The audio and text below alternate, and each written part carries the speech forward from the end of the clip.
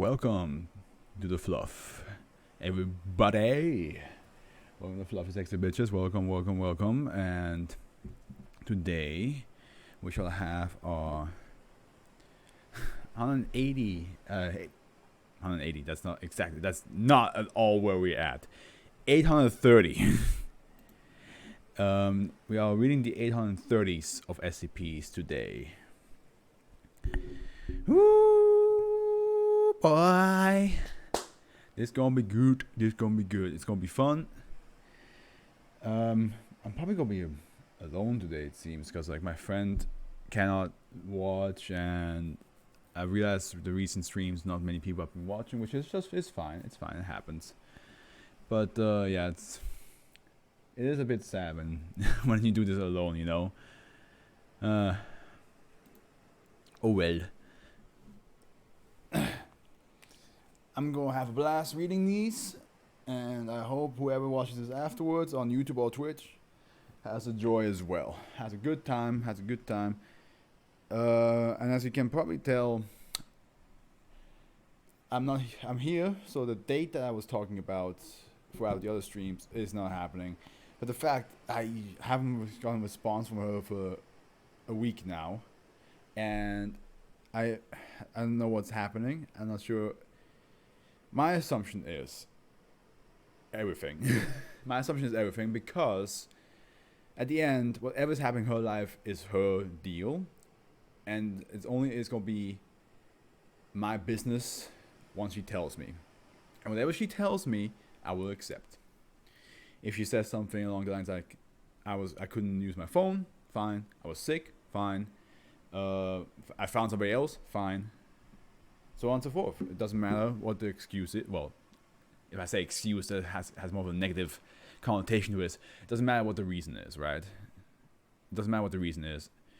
I will accept it, and I don't want to be, because I know her life is very hectic, so I don't want to be a burden that will be added to her life. I want to be the person that just whatever it is accepts, and just goes like, hey, no problem. If you ever need help, I'm here. And that's what.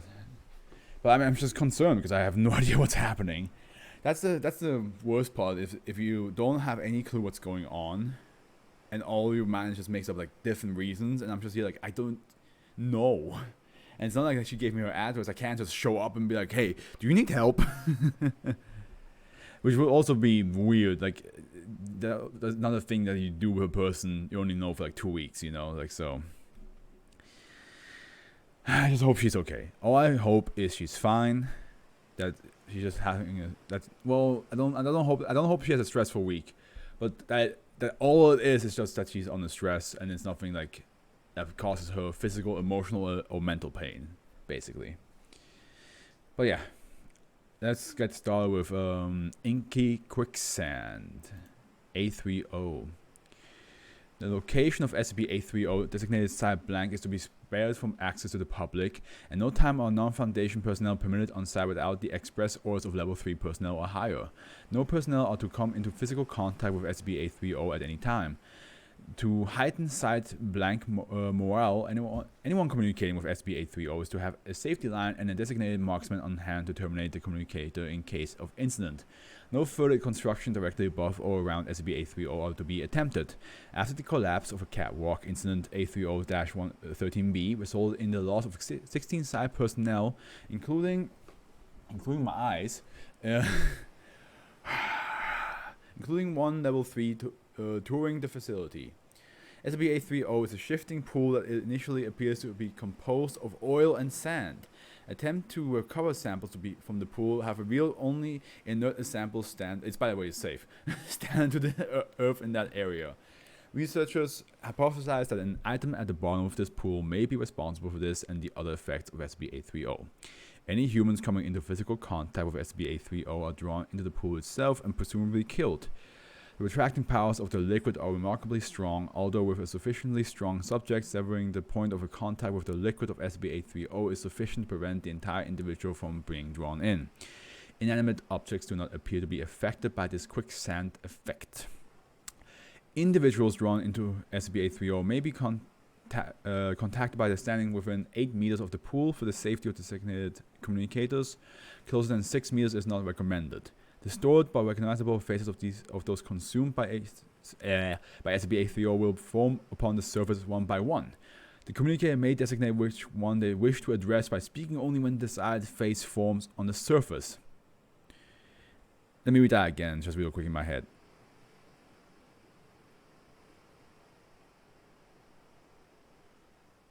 That is freaky.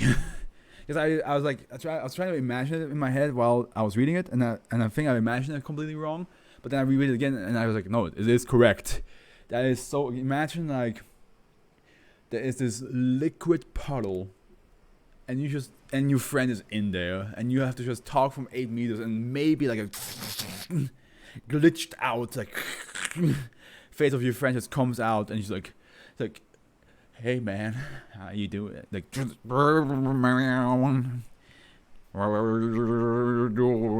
you're like, I want to get you out of there, but I know in the moment I touch you, I just get, I just get sucked in. The communicator may designate which one they wish to address by speaking on them. This may take some time, as it is estimated that SCP-830 has consumed in excess of 800 individuals in the span of its existence.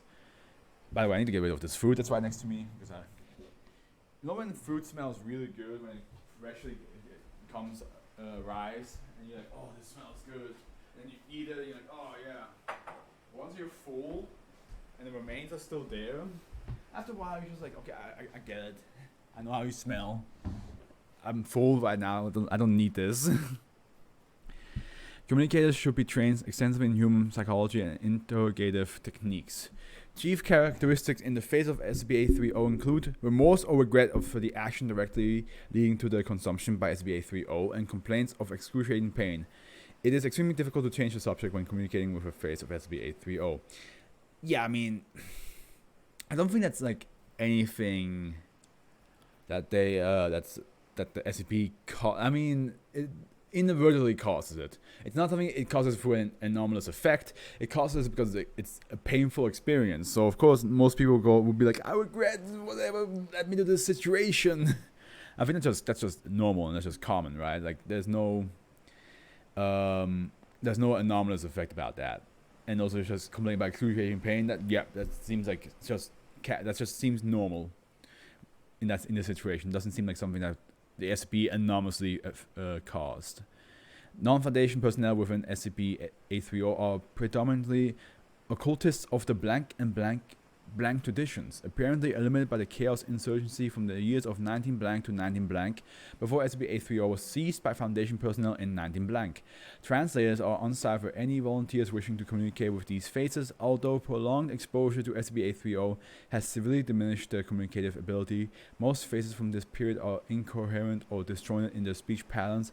Over 50% are suffering from various forms of aphasia. Information collected on the blank and blank editions have been cataloged and is available for study upon request. To Dr. Jonas DeWitt, head of research for SCP-830. Okay. Damn. Okay. That is a very interesting one to start off with. I mean, for the fact that that it just has the fact that it's a puddle of quicksand. That you are alive in it. It's not like you suffocate in it. You are alive. The entire time you're in that thing, you are alive, feeling pain. That shit's metal. And not only that, you also shit sucks. It's safe because like as long as you don't touch it or get too close to it, you're good. But still, the fact that there's 800 people in that thing. Also, I wonder how that is. Like, I assume it's like an infinite amount of space because of course it's a small puddle. Or how big is the puddle again? How big is the puddle? It doesn't say, right? Shifting pool that initially appears to be composed. Yeah. It doesn't say how big it is. From all we know, it could be like the size of a dinner table, or the size of Yeah, from all we know, it could be just like 2 meter radius, and that houses 800 people who are suffering immensely. Just saying, like, we don't know, we have no idea. Tinkerbug, Euclid, SCP. Sorry. Colonies of SCP-831 are to be contained in an observation chamber with ceiling, walls, and floor having Vickers hardness of at least 1,000 kg per millimeter square. The containment chamber is to be regularly inspected. Any damage, even a scratch on the floor, is to be reported in accordance with procedure 831Z. Nutrients introduced into chamber are to be pound on the floor and not poured poured on the floor and not contained in any kind of vessel. Personnel entering chamber for any reason are to be equipped with Class T armor and subject to thorough inspection before and after entry to ensure that no foreign objects are introduced into the chamber nor any specimens of SCP-831 inadvertently removed from the chamber. What is this? They look like I think that they look like ants. I might be wrong though. It might be something else. I mean, it's, we'll see. It might have in the description anyway. In the description, it might say what kind of bug it is. Population of colonies of SCP-831 in containment are not to exceed the limits prescribed in document 831-2155-AE. Nutrients are to be withheld and specimens are to be destroyed as necessary to keep colony population within these limits. Colonies of SCP-831 encountered outside of Foundation and containment are to be immediately eradicated. Individual organisms of SCP-831 can easily be exterminated by fire, crushing, asphyxiation, or many other methods. However, sufficiently advanced colonies of SCP-831 can be expected to have a constructed defense mechanism. After eradication, objects found in the colony's location are to be brought to Site 36 or Site 181 for analysis. Description: SCP-831 is a species of tool-using insect-like organisms superficially resembling wingless worker cast Reticulitermes fluffipes. It doesn't say what they are, so I have to look this up. Wingless though. It's a termite. Okay. It was specifically Eastern Subterranean termite. And wingless. Okay, gotcha. I understand a bit more now. Colonies of SCP-831 have been collected or eradicated in 11 locations in Eastern and Central North America to date, in locations ranging from Texas to Ontario. The organisms appear to be capable of feeding on most organic material with a preference for cellulose and sugars. Mature specimens range from 7 mm to 1.2 cm in length, so not very big. Individual specimens appear to have a lifespan of 25 to 40 days. Unlike true termites, SCP-831 does not appear to be divided into castes with distinct morphology. All specimens are essentially workers, and all females are capable of breeding with an extremely short gestation period. That means that it's gone. This shit grows. This shit is growing. SCP-831 is a highly social organism and is found in colonies. The upper bound of the colony size is not yet known. The largest colony investigated by the Foundation is today consisted of at least 8 million individual organisms. Individual organisms of SCP-831 do not exhibit intelligence beyond simple survival instincts. You know, this reminds me of the other SCP, the unrepair ants, you know, that take everything apart. So I wonder if they're like in a similar concept. Probably are, because they are called Tinkerbug. But yeah, so like, what was the other one called? Was it just ants? The deconstruction ants. That's the one. Wow, that was 600. It feels so recent. Yeah, the deconstruction ants, where they took everything apart. I wonder if this is like in the same vein. So it's found 8 million. The colonies of SB830-A31 that have been identified to date were located in or originated in dark, enclosed urban locations, affording shelter, access to nourishment, water, and materials appropriate for the construction of SB831's tool. In most cases, the colony was discovered in the basement, attic, or walls of a home or other structure. If a colony is located within a structure, the colony will not consume the wood, cellulose, or to an extent that would compromise the structure's appearance or structural integrity. The organisms flee from light, and their behavior suggests our instincts to avoid detection or observation by humans or predators. Colonies of SB831 construct and use tools from available materials rapidly, bootstrapping from simpler tools to more complex tools. See Site 36 observation log below. Okay, so yeah, they kind of are like the deconstruction ants, but the deconstruction ant, of course, in the name itself, they deconstruct things. They take things apart. These build things. Now, it doesn't mean they build whatever. So you could give them the materials to build a desktop, but they might not do that. They might take the material and build something completely else. Maybe. Who knows? I'm going to read what the observation log has to say. 30th 2009 till 8th 5th 2009. So I'm not sure which one is which. Oh, I do know. So this is a 5 months observation log. Daytime. I think that's the first at midnight. Commencement of observation of chamber containing approximately 1,000 specimens of SB831. Chamber is airtight, consisting of painted steel walls, floor, and ceiling. 15 centimeter thickness and C8 rated observation window. Chamber is unfurnished except for commode, 3 steel buckets respectively containing wood pulp, sucrose solution, and water. So 13 hours later, personnel D334 enters chamber to top off content of steel buckets. Prior to this time, a specimen had not engaged in activity other than feeding on wood pulp and sucrose solution and breathing. The D334 inadvertently fails to retrieve steel paper clip that falls from her shirt pocket while refilling buckets.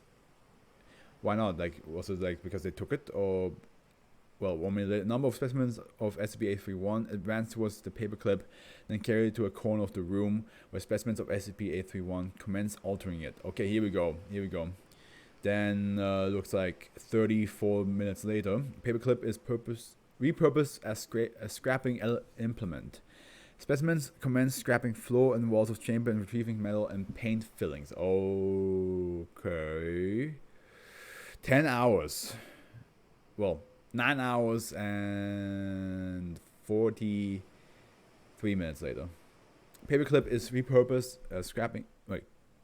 Scrappings result in a small pile of metal fillings, no more than 10 grams. So it's pretty little, but still, they got some fillings. Then at midnight again. Due to reproduction, chamber observed to contain approximately 2,500 live specimens of SB831. That was all within 24 hours. They increased the amount by 1,500 specimens in 24 hours. That is insane how fast that goes. That would mean... I don't want to do the math in my... Actually, I can do the math in my head.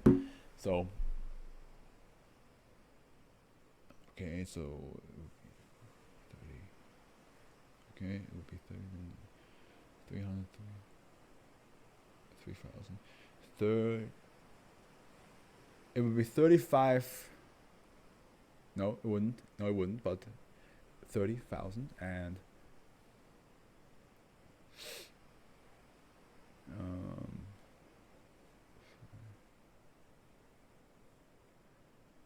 so hold on.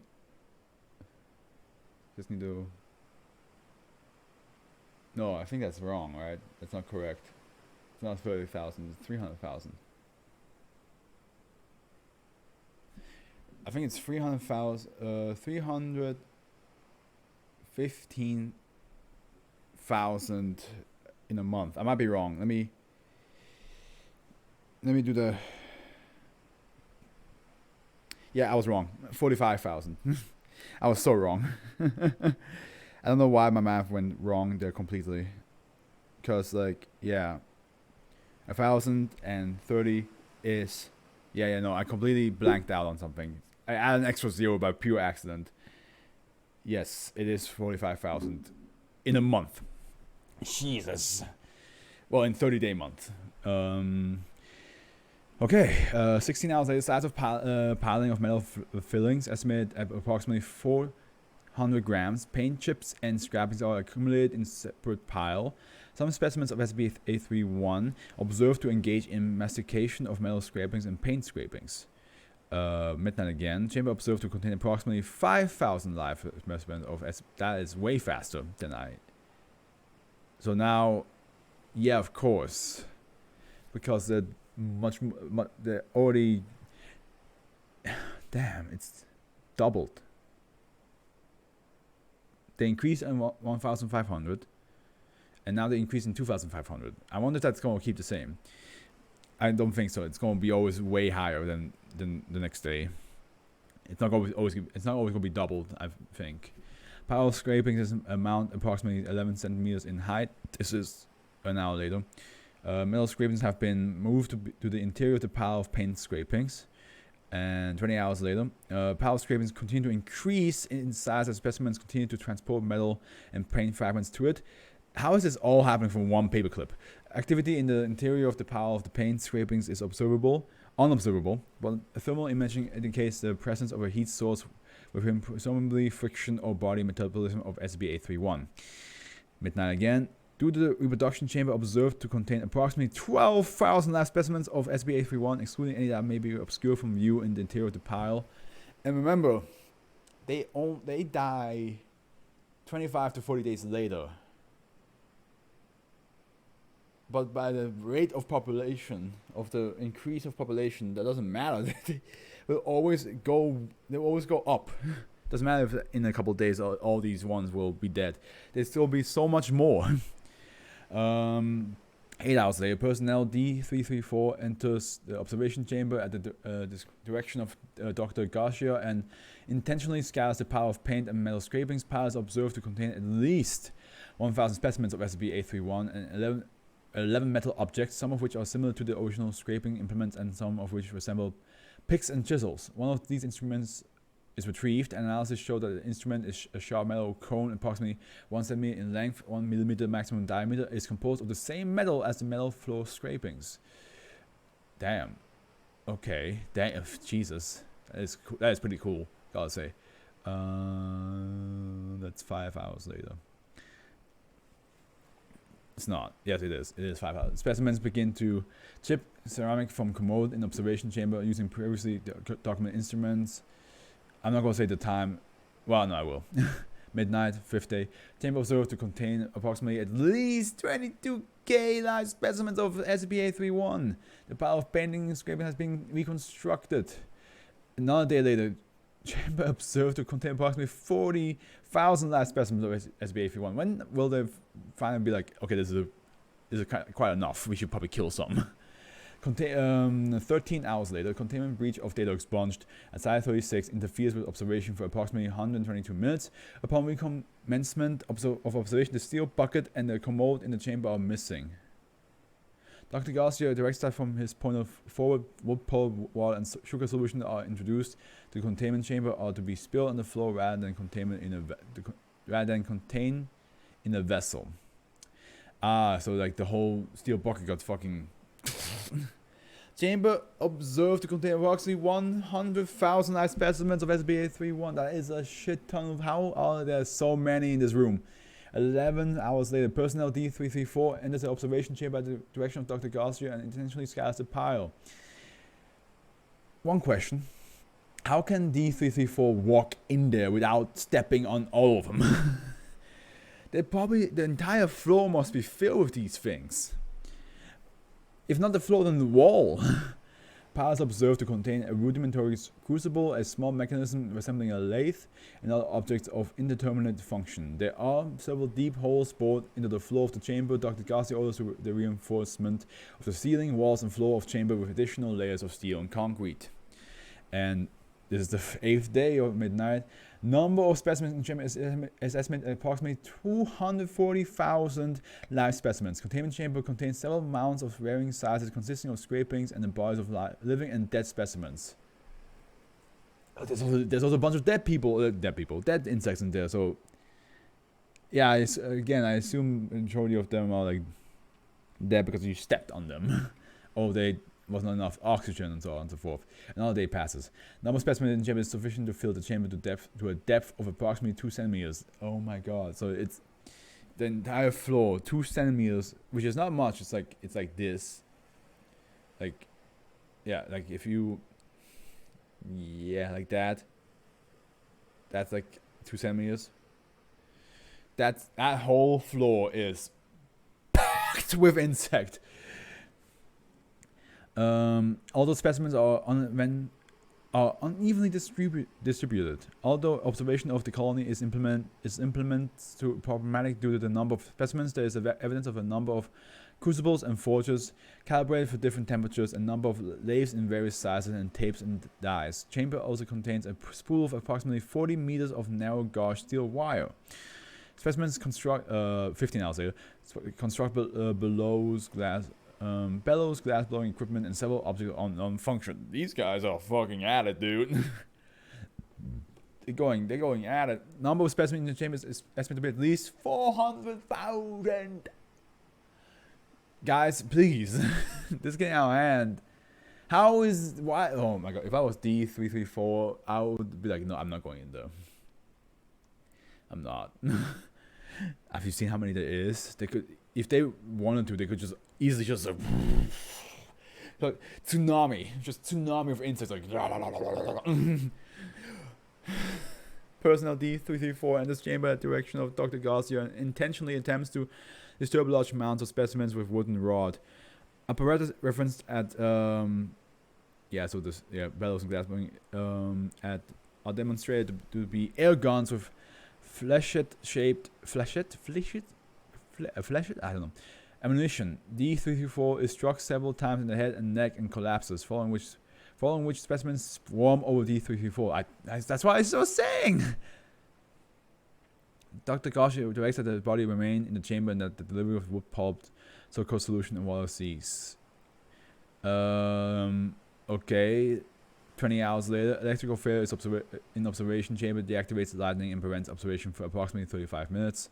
And then 35 minutes later, number of specimens in chamber is estimated to be at least 600,000. Upon restoration of lighting, body of D334 is missing. A textile blanket, apparently constructed of human hair and fibers from D334 uniform, covers several mounts within the observation chamber, obscuring them from the view. Now, I wonder if they doesn't say what gender D334 was, but I wonder if that person is fully like just taken apart.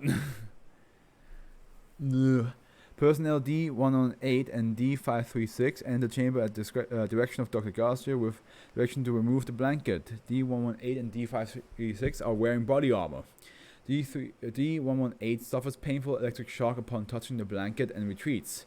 D536 successfully removes blanket and both personnel leave the chamber. Colony is observed at this point to have constructed numerous items of glassware, several basins filled with various liquids and solid matter, several inflated bladders containing unknown gases, objects resembling machine tools, and various other objects of indeterminate function. Specimens appear to be engaged in the construction of lens grinding and chemical refining equipment. The blanket, upon analysis, contained concealed wiring and small batteries. Foundation personnel are investigating how batteries of that size could generate the observed voltage.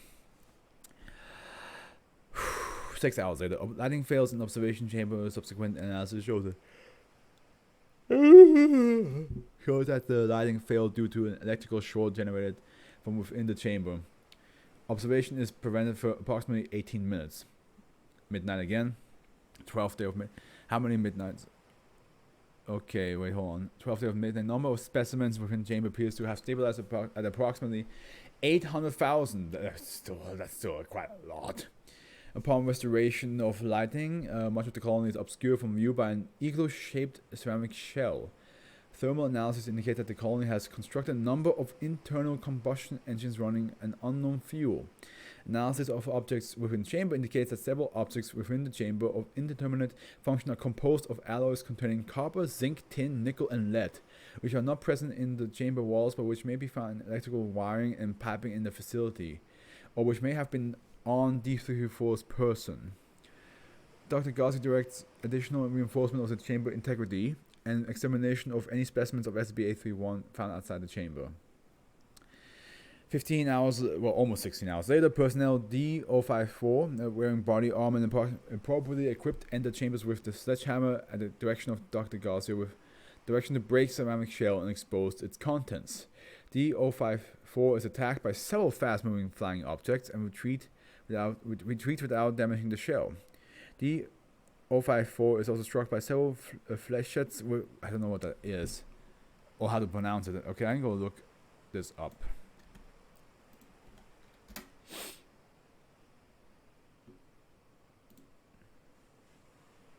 Oh.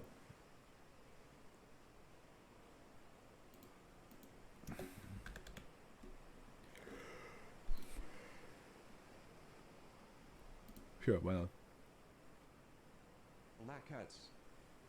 Flaquettes.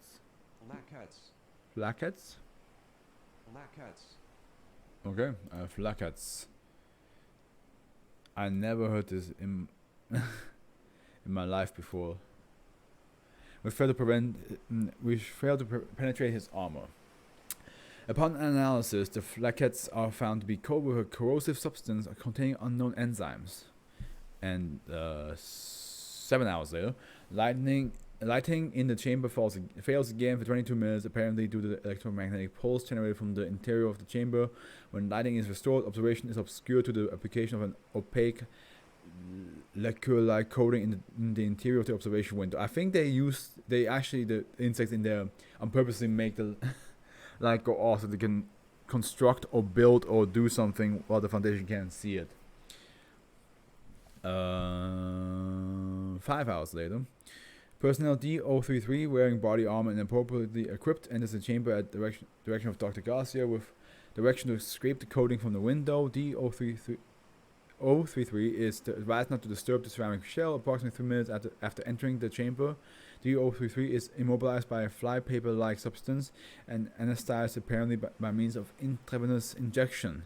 Before observation is again obscured by reapplication of the coating, apparently by means of a sprayer located above the observation window. Observation indicates that the specimens are engaged in the purification of wafer-grade silicone and the construction of complex electronics. Radio signals emanating from within the chamber are detected and recorded, and then 7 hours later, data expunged. And now, 11 hours later, lighting in the chamber fails again. Specimens are in the process of applying an opaque and sound-insulating gel to the observation window when Dr. Garcia orders the termination of observation to the concerned that SB831 may have escaped containment. Specimens in chamber escape containment. Not only that, but they've been building a lot of things that they shouldn't have been able to build to begin with, and you didn't decide to do that way earlier. Just from the things they had, you should have been like, okay, this is getting out of hand. We should probably stop this. Specimens in chamber asphyxiated and remain incinerated. The remainder of Site 36 inspected, and specimens of SB831 found in adjacent chamber isolated.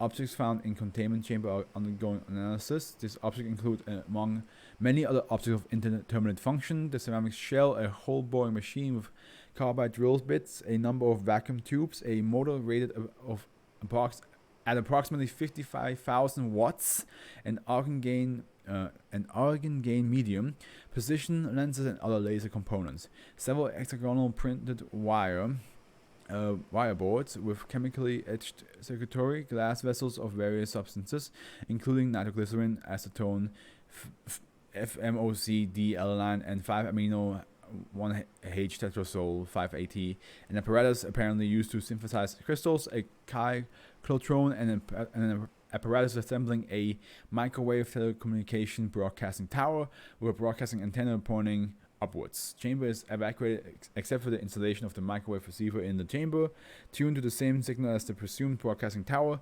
The remains of D334 and D033 are not recovered, but DNA analysis identifies that many of the objects in the room are composed in parts from their remains. So they were being torn apart, and Nintendo's online.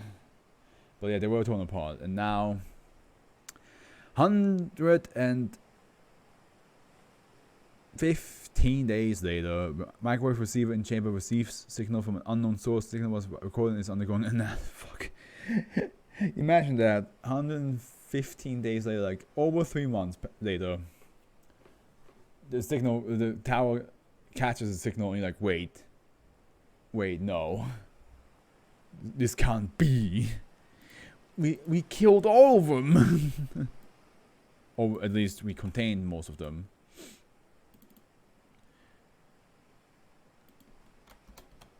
Okay. Alright.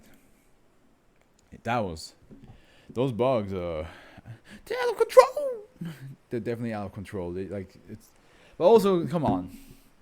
The moment the bugs should have been the moment the bugs were like in the 6-digit number amount, I would have been like, okay, we should probably kill some of them, or at least reduce the amount that they have, or just restart from like 1,000. There's clearly too many. But yeah, okay, sure. Let's let them go to 800,000. No problem. Let them cover the entire chamber, and I hope they weren't. If they were surprised for the fact that these things were in another chamber that they weren't supposed to be in, I'd be like, yeah, how else would you think 800,000 of these things would have done things? Of course, they would have somehow broke out. There's no way that they wouldn't. Accountant's coin. Okay. Don't give it to Two-Face, I guess. It's safe, but I'm in God we trust, it says on there. Liberty, 1966. SCP-832 is to be contained in an electronically locked safe that is 0.25 times 0.25 times 0.25 meters in size.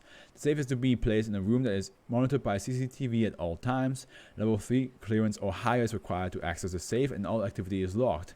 Any personnel handling SCP-832 must either do so remotely or wear gloves to avoid direct contact if they are not actively experimenting with it, and any loose change on the person will be confiscated prior to entering a containment.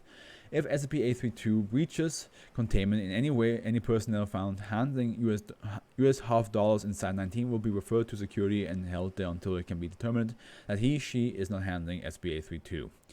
Due to this, personnel are discouraged from using US half dollars in the transaction at Site 19. So that's a $50. Okay, gotcha. Gotcha. SCP-832 appears to be a US half dollar minted in 1966. Closer analysis has revealed that it is composed of an alloy consistent with half dollars minted at the time. When a subject comes into direct physical contact with SCP-832, the subject gains the ability to recite exactly how much money they have at any given time, even if asked for the amount in a form that they are not storing it in.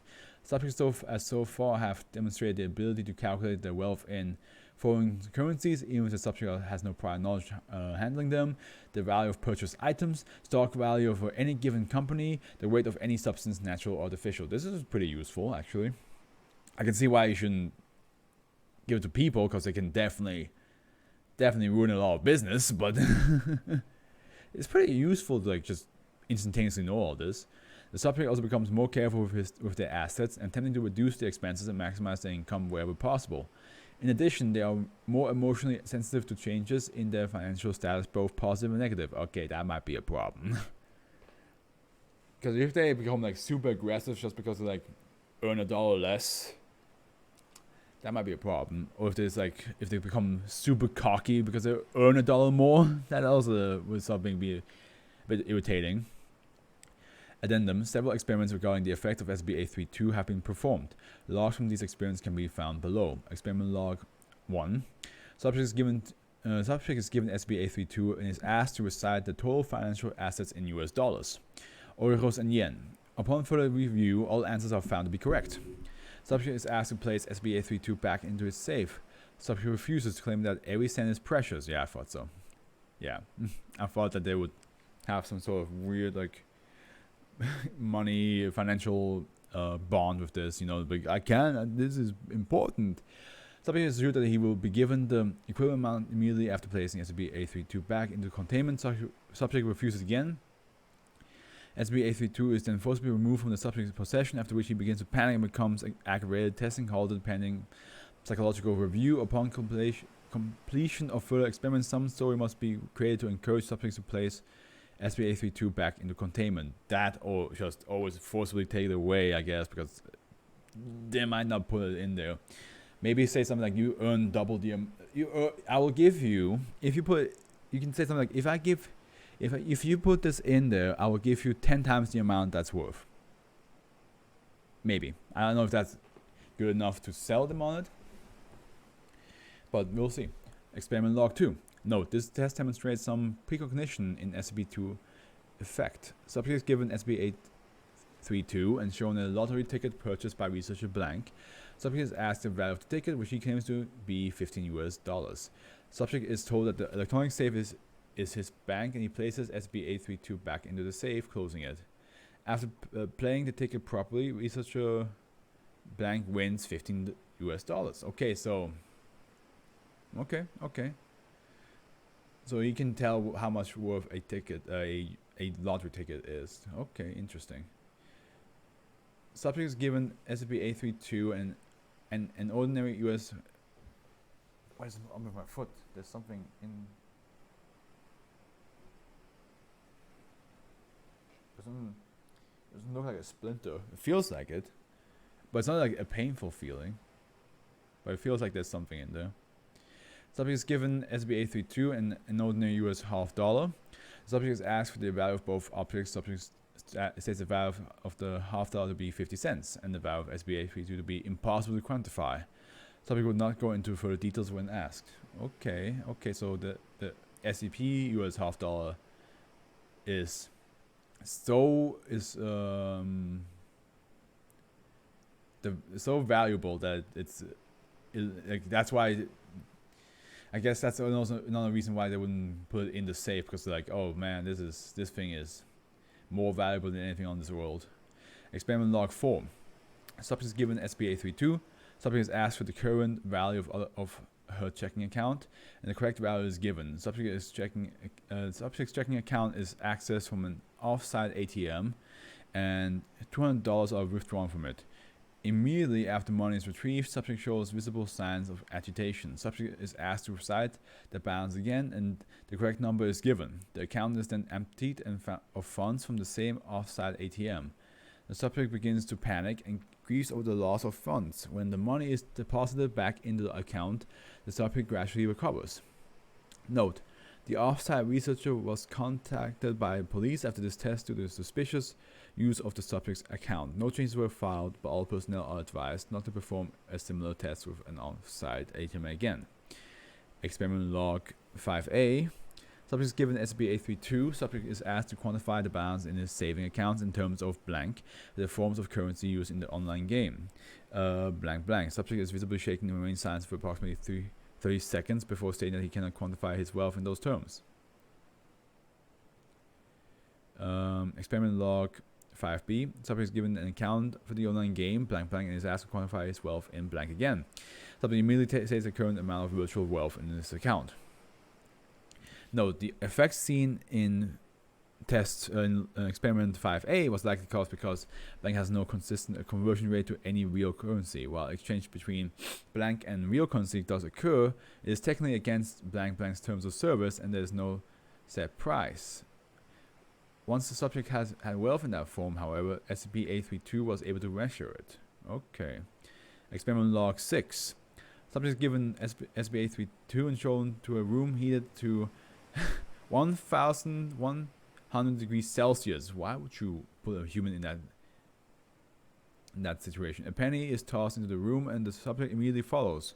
Subject dies due to the extreme heat. When the room is cool, the penny has melted, but SCP-832 remains undamaged. That, honestly, is pretty dope. It's simple. It's very simple. It's very Scrooge McDuck-like. Like my lucky penny, or my lucky half dollar in this case, and knowing how much wealth he has. That sounds like a very much like a Scrooge McDuck type of thing. But I love it. I love the idea. This would help. This would help with a lot of finances nowadays, you know. Be like, how much money did I spend? How much money do I have? Damn.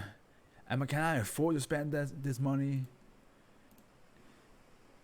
It would definitely make a lot of people that constantly throw money out the window be a bit more considerate with their money. But at the same time, that doesn't mean that they will become a better person. It doesn't mean like they would use their money for good. It just means that they will be more careful with how they spend or how much they spend. Doesn't mean they are more careful with what they spend it with. They could just not spend it at all, and then they just sit on a pile of money. Charity worms. That's a cute name, gotta say. Euclid though, so gotta be a bit more cautious. SB833 is to be contained inside. By the way, I want that SCP as a potential script idea. That one sounds like a lot of fun to do. Very simple. Yeah, very simple idea. So I'm just going to quickly note this down. I already finished 3 scripts. One of them, I would say, is close to the final form, the final draft, and the other 2 need to be checked over. I'm starting the 4th one, and yeah, no, it's going. I think it's going good. The accountant's coin. Yeah, it makes sense why it's called accountant's coin. Oh hey, there's a picture that shows up for some whatever reason. Okay, interesting. All right. Charity worms. SB833 is to be contained inside 21 following standard Class 2 biohazard procedure. As a precautionary measure, Site 21 does not have a cafeteria, and the personnel located at Site 21 are to eat only the meals delivered from Site 19. Employees of level 1 or higher may request additional or alternative rations via the facilities director. Need to check something real quick, guys. Be right. Okay. Checked. All on-site personnel are instructed to report severe nausea, diarrhea, or muscle pain to site medical staff immediately. In the event of confirmed infestation, the victim will be treated with an aggressive course of anthelmintic drugs. Civilian outbreaks of SB833 are to be treated similarly, but the civilians are to be quarantined for the duration of treatment. Should the drug regimen prove ineffective, termination of infected personnel and civilians is authorized. Description: SB833 is a parasitic nematode of the genus Trichinella, only capable of infesting humans.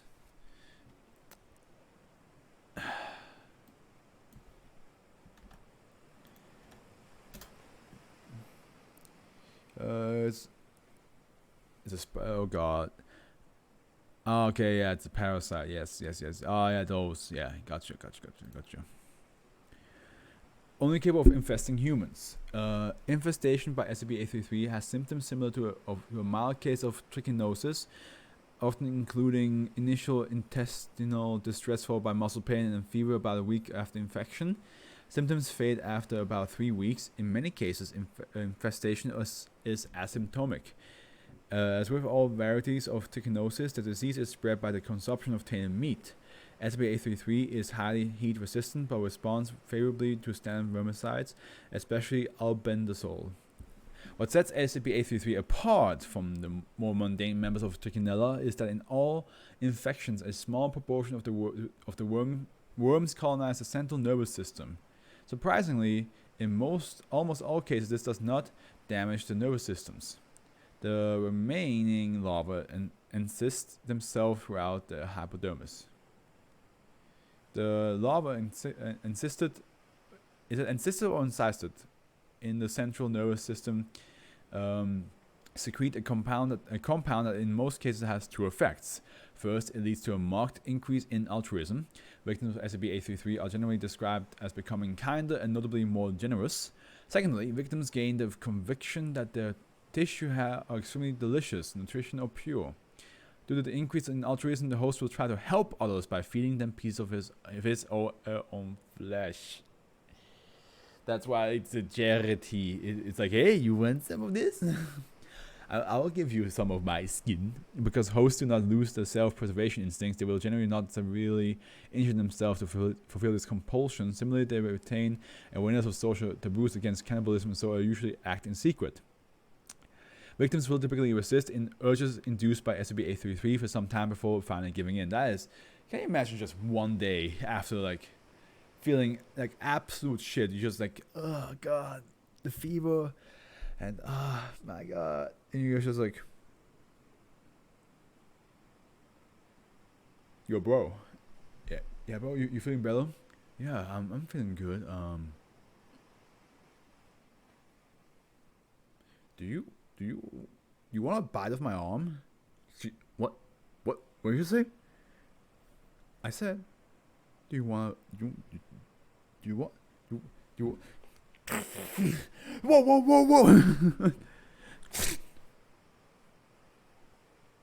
Come on, man. You want to eat some?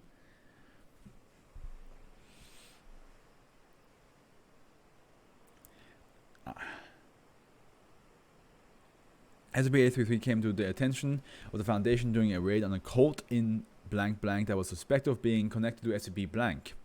An unknown member of Trichinella, later designated SCP-833, was found in the system of the surviving cult members, who were then terminated. Damn, okay. Addendum 3, that's... I feel like if you... No, I don't think that would work that way. Because, like, wasn't there, like, the kind of ballistic silver platter thing as well, where, like, every time you open it up, there's, like... And anything, like, human was in it, people suddenly had the urge to eat it. I feel like if these two things will work together, they would make it work. They would have, like, a symbiotic relationship. Okay, Addendum 3. On blank, an experiment was conducted in which D4003, who was known to be violently psychotic, was exposed to SCP-833 to see how he was affected by the psychological element of SCP-833 infestation. When the subject recovered from the acute symptoms of infection, the subject was placed in a room with D9182. Neither subject was informed of the psychological effects of SCP-833. After a short while, D40023 fashioned an improvised knife from some furniture and began to slice off his own fingers and attempt to force feed them to D182. Oh, that's even worse. I was like, you want a bite, bro? No. He just like, it's like, oh, no worries, bro. Come here, man. Come here. It's delicious. Was inadvertently killed in the struggle. Security was reprimanded and the object class upgraded to Euclid. Addendum 16. Excerpt from the interview with Mrs. Blank was found to have been a host for SCP-833 for an estimated 12 years. 12 years. How do you be a host for something like that for 12 years and not have all of your skin and muscles flailed off you? During which she infected most of her hometown of blank. He and the rest of the town were later successfully treated by the standard drug regimen and given Class B amnestics. Sort of excerpt. Okay. Dr. Winston? Okay, so I seem to have lost control. Onwards and upwards. What were you doing? What you were doing didn't feel in any way wrong to you? Not really. It was a relief, honestly. How so? Helping people is something I wanted to do for its own sake. Through giving of myself in secret, I knew that I was not acting out of selfish motives. I knew that I really was a good person. The pain was nothing to that knowledge. That's also why you donated your kidney? Yes, but that was somehow less satisfying. I think it lacked the personal touch. There's nothing like seeing the kids' eyes light up when they see a fresh-baked pan of brownies, you know? Ma'am, did you read the document we gave you when we took you into custody? I did. It was quite interesting indeed. Do you feel any differently about your actions after reading it? Why should I? I'm a better person now, and I thank God for creating such a creature to show me how to walk in His ways. I don't understand how you don't see the beauty of this. End of excerpt. They're like, okay, she's clearly crazy. Amnestic. We gonna give you the good old amnestic sticks. The amnestic stick.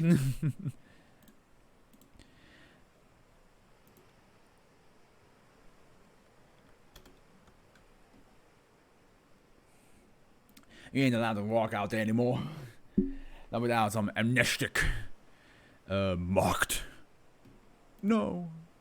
Not marked. Oh god, there's a lot of things crossed out here. Anomalous. What? I never... Hey, nice. I never, saw that. Like, how can you have an SCP in the SCP Foundation logs be anomalous? Don't you normally have... Or like, is it like... I don't know, like... I understand the object class is anomalous, like they don't know how to like... how dangerous it is, but...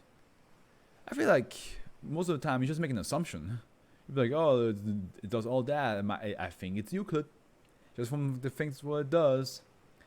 But then you're like, oh, but you need a very, very specific way to activate it, so it should be safe. It's like, yeah, but if it is activated, there's world destruction, so... Keto. You know what I mean, like something like that. SCP-834 is to be kept in a basic containment locker at Site 31. SCP-834 has been moved into an unnamed safe containment locker by the order of 0513, and that has been crushed out. SCP-834 is to remain locked in containment locker Alpha 12 when being tested. D-class upon which SCP-834 is used are to be kept in a standard containment cell for the duration of testing, and are exempt from monthly termination until effects can be ascertained. SCP-834 is a set of 4 markers: black, red, yellow, and blue. Each marker bears only the factory logo and no other distinguishing characteristics. This is something that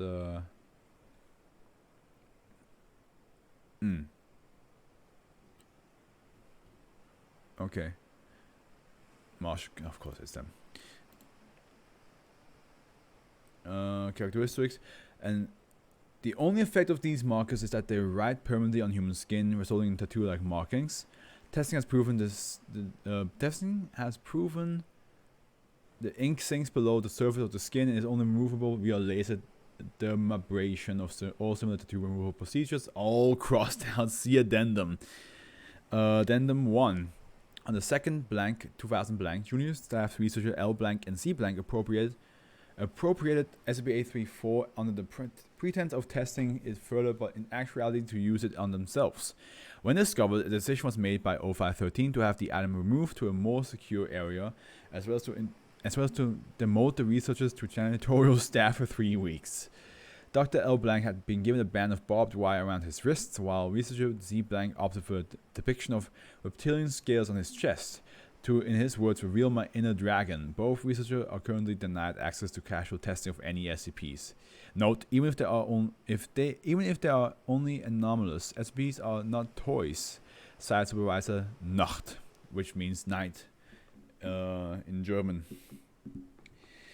Addendum 2. On the 8th blank 2000 blank, screams were heard from Dr. L blank's office. Security investigation found Dr. L blank on the floor of his office bleeding heavily from self-inflicted wounds at his wrist. Dr. L blank claimed that the wounds were inflicted when he tried to remove the tattoo after it began constricting upon his wrist. Medical investigation showed the only damage was that inflicted by Dr. L blank digging at his skin with his own finger. There was no sign of his tattoo. Okay. Shortly after acting on orders of site director, a security team broke down the door of researcher C blank's living quarters after he failed to answer his personal phone and site pages. Researcher C blank's corpse was found in the bathroom. His chest burst open from the inside as if by great pressure Further medical investigation revealed all the major organs at his chest were missing, but no other damage. A trail of bloody claw prints led to the shower drain, which had been ripped away. A full exploration cleaning of the side drainage and sewer system turned up nothing unusual. So basically this thing makes tattoos, and whatever the tattoo is will in some way or form happen to your body. So when you say my inner dragon, a literal dragon will just explode out of your chest like a chest burster. And if you have barbed wire around the wrist, it will like dig into it as if you have barbed wire around it. So yeah, that is pretty insane. I wish there were more examples of what could happen with this SCP. But I feel like these two examples are so strong that you can just imagine the rest. Like you can literally make up whatever. Okay, just gonna give myself some water now.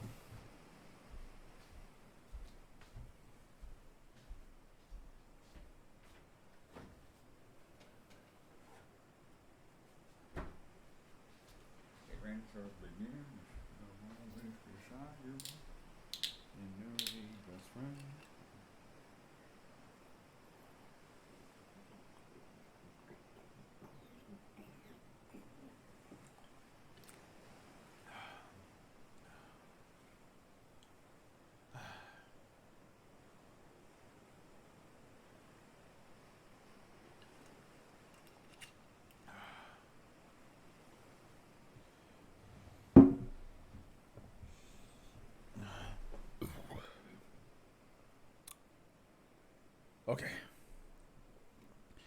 Expunged data released. What? Adult content. This article contains adult content that may be suitable, not be suitable for all readers. If you are above the age of 18 and wish to read such contents, then you may click here to view said content. Okay, people. If you're not 18 plus, or if you don't like adult content, click away for now, or skip to the next SCP on YouTube, especially. On YouTube, skip to the next SCP. People are watching right now. Yeah, just skip to whenever you think it's good. And for people who, like me, are interested in this, here we go. Oh, it's a highly rated one.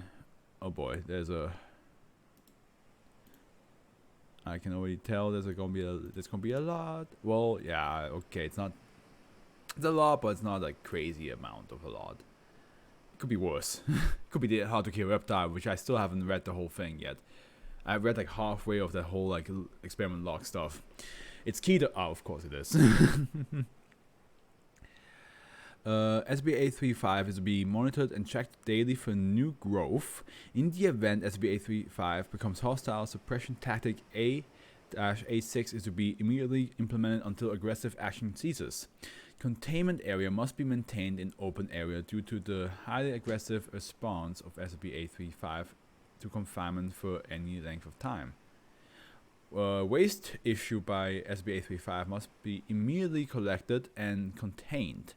Feeding of SCP-835 is to take place twice daily to consist data expunged. SCP-835 may kind of ironic that this one has data expunged when the title is expunged data revealed. SCP-835 may be moved to a new location twice yearly, provided that the current location is no longer capable of supporting SCP-835 and the move has been approved by Site Command. Staff have to remain at least 5 meters away from SCP-835. Anyone working near SCP-835 must have safety lines attached to recall winches. Contact with SCP-835 will result in the immediate recall of all staff and the implementation of suppression tactic AA6 should contact result in full capture of a staff member. SCP-835 is to be monitored constantly until the release of the subject. Description: SCP-835 appears to be a large mass of coral-like polyps weighing blank tons. And also up here we have a still image from recording 81 blank. The individual polyps are larger than any known coral species, growing to more than 1 meter in diameter in some cases. The central mass is roughly oval-shaped, with a very large 3-diameter polyp at each end. SCP-835 is incapable of locomotion and appears to anchor itself with the large tentacles projected from the SCP-835 polyps. These are also used in feeding and are located with a sticky adhesive substance. The tentacles are also quite strong and have been shown to be capable of damaging plate steel. The core of SCP-835 is extremely hard, requiring high-powered diamond drills to collect even small samples. Okay. It reminds me of another thing that tried to use drills on to just get a chip off it and didn't work. Because it was like so indestructible. SCP-835 also grows at a very accelerated rate, capable of adding 22.68 kilograms, 50 pounds of mass every day. Yeah, that is quick. And is there no way to like stop this growth or like just or like reduce it by I mean it's indestructible, or at least very hard to destroy. SCP-835 is susceptible to many chemicals, which causes SCP-835 to seal up and all that growth and halt all growth for 24 hours, prompting the development and use of suppression tactic A-A6. Testing has shown data expunged. Again, another data expunged, even though it is called expunged data released. It's very weird. SCP-835 emits a large mass of semi-liquid material several times a day from the large polyps on each end. This appears to be made of semi-digested solids, fecal material, and semen. The mass also has several forms of virus, bacteria, and parasites, which many of which have been found only within SCP-835. Bacterium 835-I5 forms the major concern for containment due to data expunged. This, coupled with the extremely hard shell of SCP-835, form a major obstacle to neutralization. Any force capable of cracking open SCP-835 would also cause the slurry inside to spread and cause additional infection from 835-I5. And here we go. Story time. There are still no damage reports from the missiles the United States has launched. The dead are walking the streets. Be sure to lock your doors. No hospital is safe. On a nearby island, there's footage of a number of strange coral-like growths breaking the water's surface. Even if they are family members, the government has officially resigned all powers of the FBI. The FBI is no longer an official sanctioned law enforcement entity. Increasing sightings of monsters all over Europe and the continental United States. The threat isn't over. Avoid walking. Always wear your mask. A message from a religious group calling themselves the Church of the Broken God. Yeah, of course. Has stated that we are to be baptized in a clockwork gift, so as to pave way for the new humanity. I'm currently battling the army. Most urban areas have been turned into war zones. If by new humanity they mean robotic corpses, then I, for one, do not wish to be baptized. And whatever you do, don't go outside. The more things change, the more they stay the same. Agent Williams reflected on the thought as he followed a railroad track in Pennsylvania, or at least what was left of it. 6 months ago, he made a living tracking down SCPs, and now his life depended on reaching one that had already been found. He was still somewhat in contact with the Foundation, or at least what was left of it. There wasn't a lot of things left nowadays. Occasionally, he gets scattered radio messages from sites, MTFs, and some stranded agents, but they never broadcast for very long. Of all the sites he knew of, Williams could only account the remaining ones on one or two hands. Ooh. The rest had either fallen in initial chaos or initiated nuclear failsafe. A macabre game surviving personnel played was to ask each other what they were doing on S Day, the day everything went to hell. William himself was on an assignment in South America, when he noticed the rainforest around him slowly turn into clockwork. It was at that moment he bugged out. He never did find out what was the exact cause, but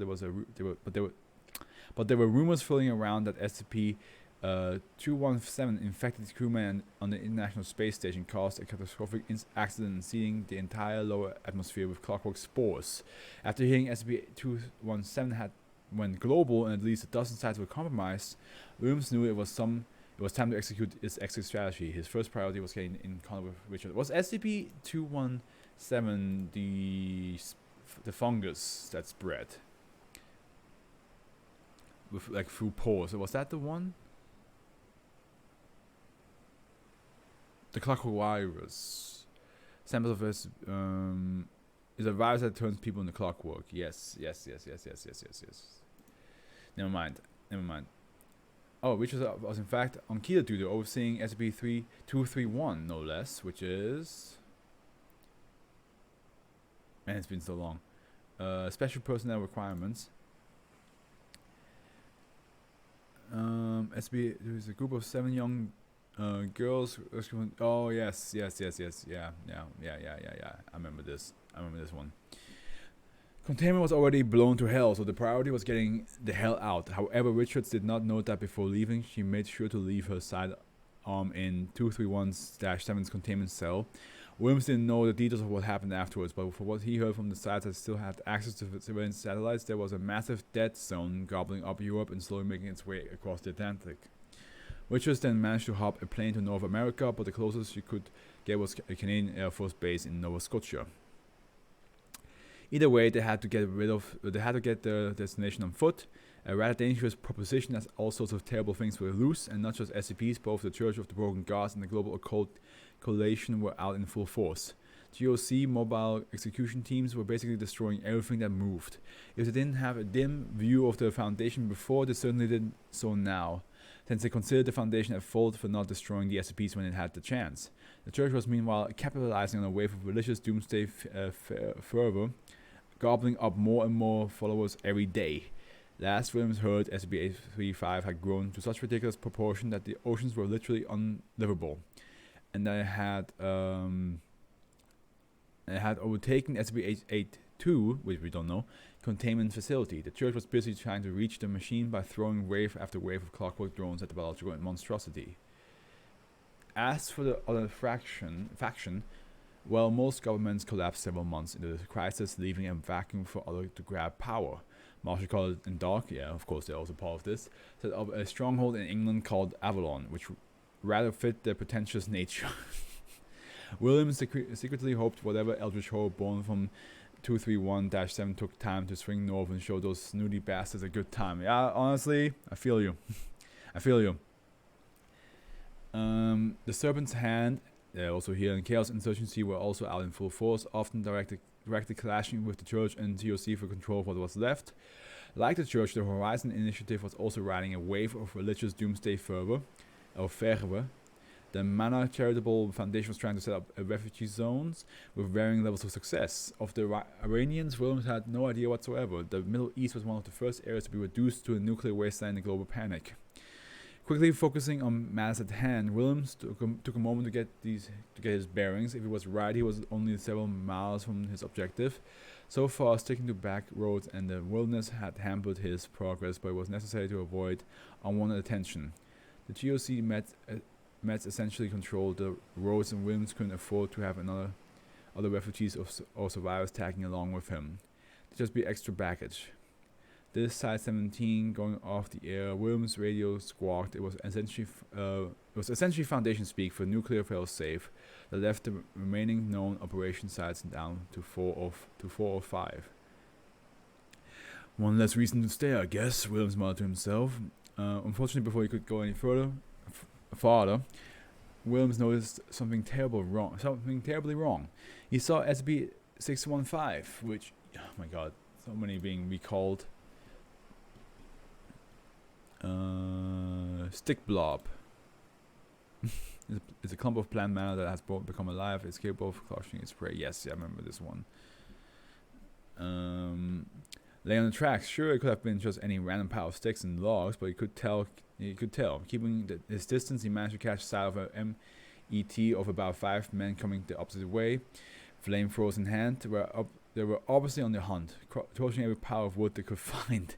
When the fire did hit 615, the creature quickly shot off into the forest. Spoon let the MET chase 615. There was only one SCP on his mind now, and any fight he could avoid, the better. He still had bad memories of his encounter with SCP-173 in Arizona, spending 2 days and 3 nights at the cargo clinic while hearing 173 repeatedly banging on the walls were some of the worst of his life. Yeah. I mean, come on, 173 just and you're like,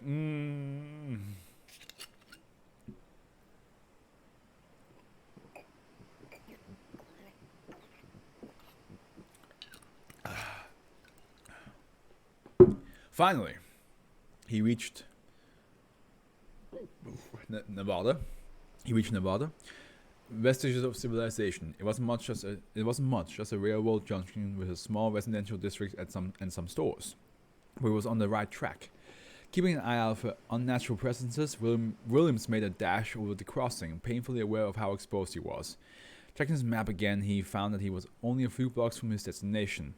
Encouraged, Williams continued deeper into the town and felt his heart sink slightly. There was what looked like a military checkpoint just up the road, directly between him and the exit. Fortunately, the men manning the checkpoint didn't look like they were from any GOI, so Williams had hopes that he could bluff his way past. Approaching closer, he could see that the checkpoint was manned by a pair of young, incredibly scared National Guards. He didn't think any of the support staff was still alive. "State your business," one of them yelled, aiming his MI6 rifle right at Williams' face. Even though the kid was wearing full NBC gear, he couldn't hide the fear in his body language. "Whoa, calm down, son," Williams said diplomatically. "I'm not here to fight." The other guardsman breathed a sigh of relief through his gas mask.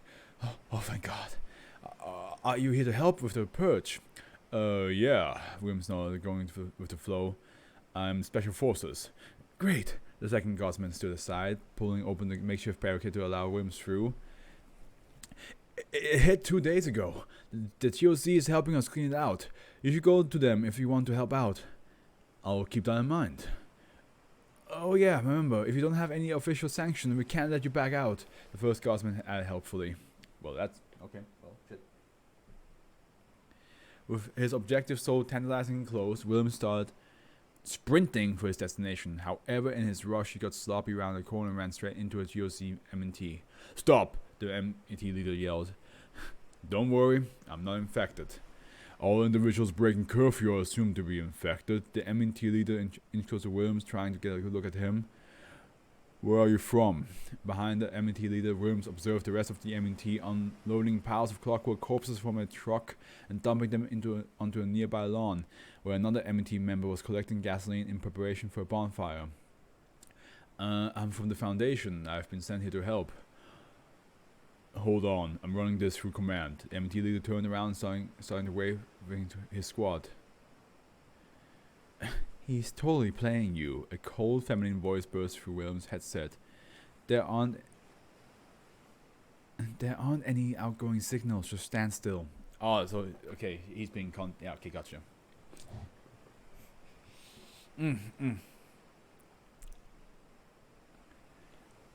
A fraction of a second later, the M&T leader's head exploded like a melon, and the rest of the body crumbled like a sack of meat. The rest of the M&T was still in shock and had no chance to react before being cut down by a combination of fire from Williams' M4 and Richard's sniper rifle. "Oh boy. You're late," Richard said in an annoyed tone as she made her way down from her perch atop a nearby water tower. I've been camped up there for a week. I've been camped up there for a week waiting for you to get your sorry ass here.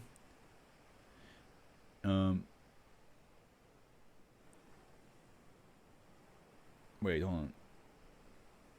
Oh yeah, makes sense. Wait, okay, now I'm up to speed now. Yeah, of course. "You're late," and then I've been camped. Yeah. "Well, as you can see, I was held up." Williams scoffed. She seemed to think going cross country on foot was a cakewalk. "Come on, we don't have much time." Richard motioned for Williams to follow her. "Foundation HQ activated nuclear failsafe 20 minutes ago. So there really is nothing left." "Affirmative." Williams and Richards were standing in the ruined mini-mart, which had literally been looted to its foundation. However, they weren't here for food or money, they were here for the restroom.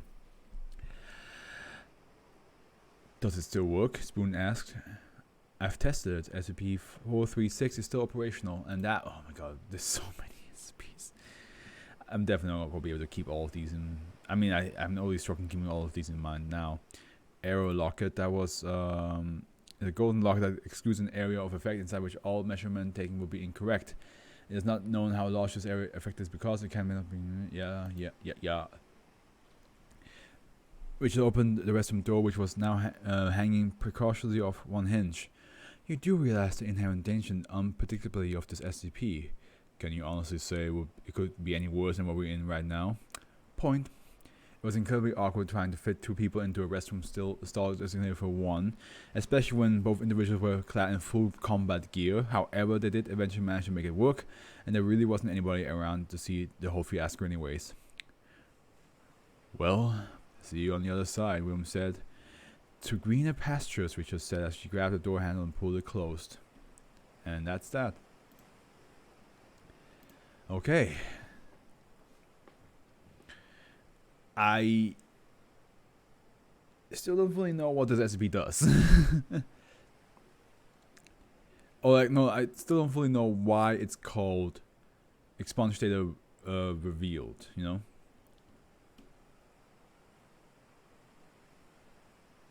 Oh, there's more. Oh, fuck. Oh, this is a long one. I just now saw there's more.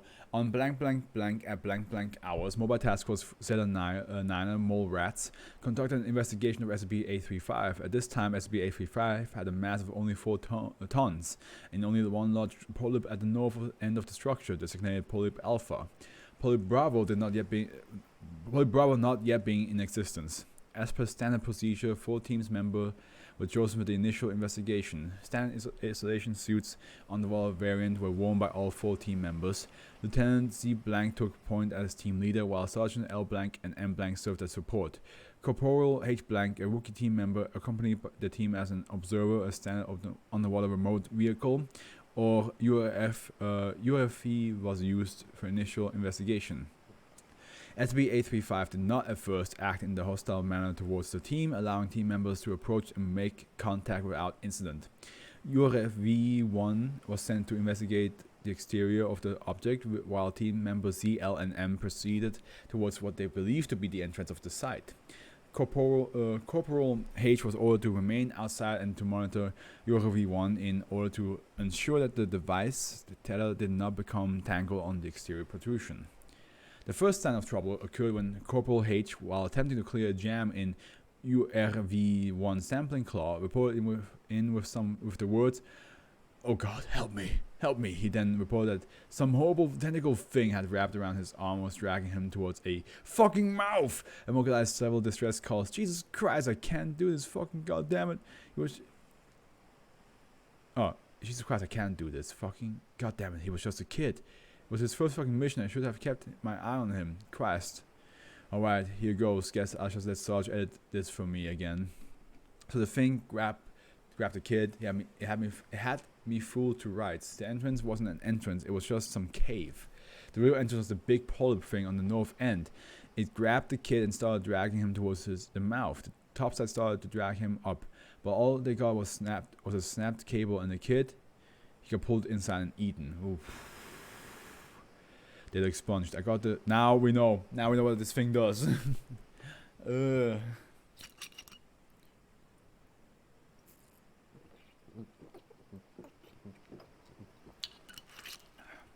look expunged. I got the carabiner on. We hook together and topside starts winching us up. We're not getting anywhere. I'm grabbing on. I'm telling him I'm not gonna let go, and then the winch starts to seize up, and I feel this jerk on the head and it goes slack. And then we're both sliding into that damn thing. It was like, Jesus, I need another drink. Fuck, it was like, the only way I can think of it was like, you know that thing that doctors do when they stick a tube up someone's ass and look at the inside of the intestines? I saw that on TV once. It was like that, except I was going down a throat of some horrible underwater hell monster, not up some poor bastard's ear. Weird. There was this muscular contractions, I guess, and they were slowly sliding us down the length of the tube. If we weren't wearing the hard suits, we had been crushed. But as it was, we were held tight. We could barely move. Even with the power assist, I managed to get my head up enough to see the kid's face. His faceplate was covered in vomit. Poor bastard had puked in his suit. I started yelling for him, trying to get him to say something. He managed to tell me he was alright. He was sobbing like a baby. Of course he was. This shit's fucking traumatizing as his first mission. And we also now know that this SCP is almost indestructible from the outside, so they can't just, dig and get them out. I managed to get my head up enough to see the kid's face. I saw doing some calculations. Based on my dead reckoning tracker and initial sonar scans, we're moving about a meter every minute. That meant 72 hours until we came out the other side, assuming we did. We had the air, or rebreathers could keep going for days. What we didn't have was the power to keep the suits warm for that long. If the heat went out, hypothermia would kill us. I don't know. Look it up. In any case, we'd be dead. We needed to conserve power. I took the kid to turn off his helmet lights, lock his joints, and then turn down his heater to minimal. He started crying. He didn't want to do it. I didn't blame him, but I told him we had no choice. We finally agreed to shut down everything but our interior helmet lights. At least it seemed to calm him down, and honestly that extra 0.1% power wouldn't make a difference. I think that was the worst part. We spent at least a day like that, locked in our suits, couldn't move our arms and legs, no sound but the things gurgling and your own breathing and the sound of the rebreather. The puke on the kid's faceplate started to dry up and flake off about an hour or so in, so I could see his face. He looked tired and scared. I think, check the logs, Sarge, I think it was about 13 hours in when the kid started talking again. Kid started babbling, they looked expunged. Anyway, after that he calmed down a lot. I told him to take a nap. He slept a bit, thank God. About 24 hours in, we reached, I guess they're calling it the stomach now. First warning sign was a gurgling kind of noise, louder with a crunching noise over it. I told the kid to bring his suit up to full power and get ready. A little while after, we fell out into this big chamber, big enough for the two of us to fit in comfortably, which was huge compared to the tight squeeze of the tube. Kid's suit started hissing and the outer shell started to turn all pit and stuff, and I noticed my gloves were starting to degrade too, so I yelled at him to move, and we started heading towards his sphincter, I guess. I remember, God, why can't I remember this? This inside of the stomach were lined with "Did expunged." I almost lost it there. Did expunged. I stayed my suit would have melted and I'd be dead. But the kid grabbed me and shoved me headfirst through the sphincter, and we fell into the other place. It was even worse than the stomach. Did expunged. This place was, well, you know what it was full of. I'm not squeamish, but Bill, you can't be if you're a mole rat, but this place squeaked me out so bad I almost passed out.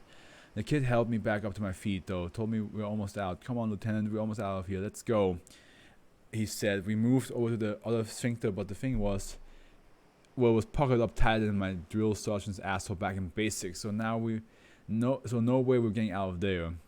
We decided to wait for a bit until the thing shot its load, so to speak. Blank, blank, blank, blank, blank, blank, blank, blank, blank, blank, blank, blank, blank. Anyway, that's when things started to go bad. They look expunged.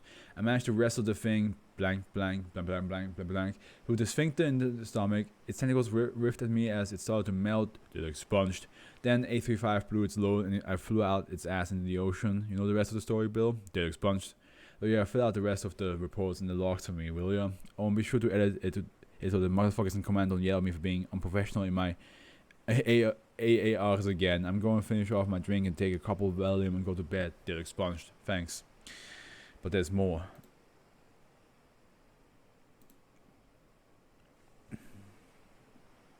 Okay. Oh, there's uncensored. Okay. So hold on. Let me just so by special order of 0511, all expunged data files pertaining to this report are hereby released for general viewing. And here we have expunged data files. Okay. Like this. Here we go. Okay. Notice from the Foundation Records of Information Security Administration. So we have an uncensored. This document requires level 4 clearance and authorization to need no under code Triton Victor Blue. If you do not possess the necessary security clearance, please close this document immediately and report the security breach to Records of Information. Records and Information Security Administration. Thank you, Maria Jones, Director, Razor. It will be monitored and checked. Okay, so this is now monitored and checked. This doesn't. Okay, so this was. Did expunged right here to consist of any form of local aquatic species. Feedings should be supervised at all times, and no unscheduled feedings of SB-835 are to take place for any reason. Should SB-835 enter large state, higher level mammals may be issued as a food supply, up to and including Homo sapiens. Oh. SCP-835 has shown high levels of hostility when digesting higher level mammalian life, and recommendation for the issue of this form of food has been approved for use during this testing phase. So they literally agreed to like feed it humans because it would slow down its thing. Okay, and the next one was in the description. Testing has shown. Yeah, testing has shown data expunged. Okay, what do we have here? That SCP-835 appears to be made from basic human biological components, with the shell being formed from super dense calcium, the caps that cover the polyps coated with tooth enamel, and the tentacles appearing to be formed from mutated tungsten. Most human biological systems are present, however many neurological, lymphatic, circulatory, etc. show extreme mutation and atrophy. The digestive and reproductive system appear both highly developed and linked, with both feces and semen being collected and ejected from the same chamber.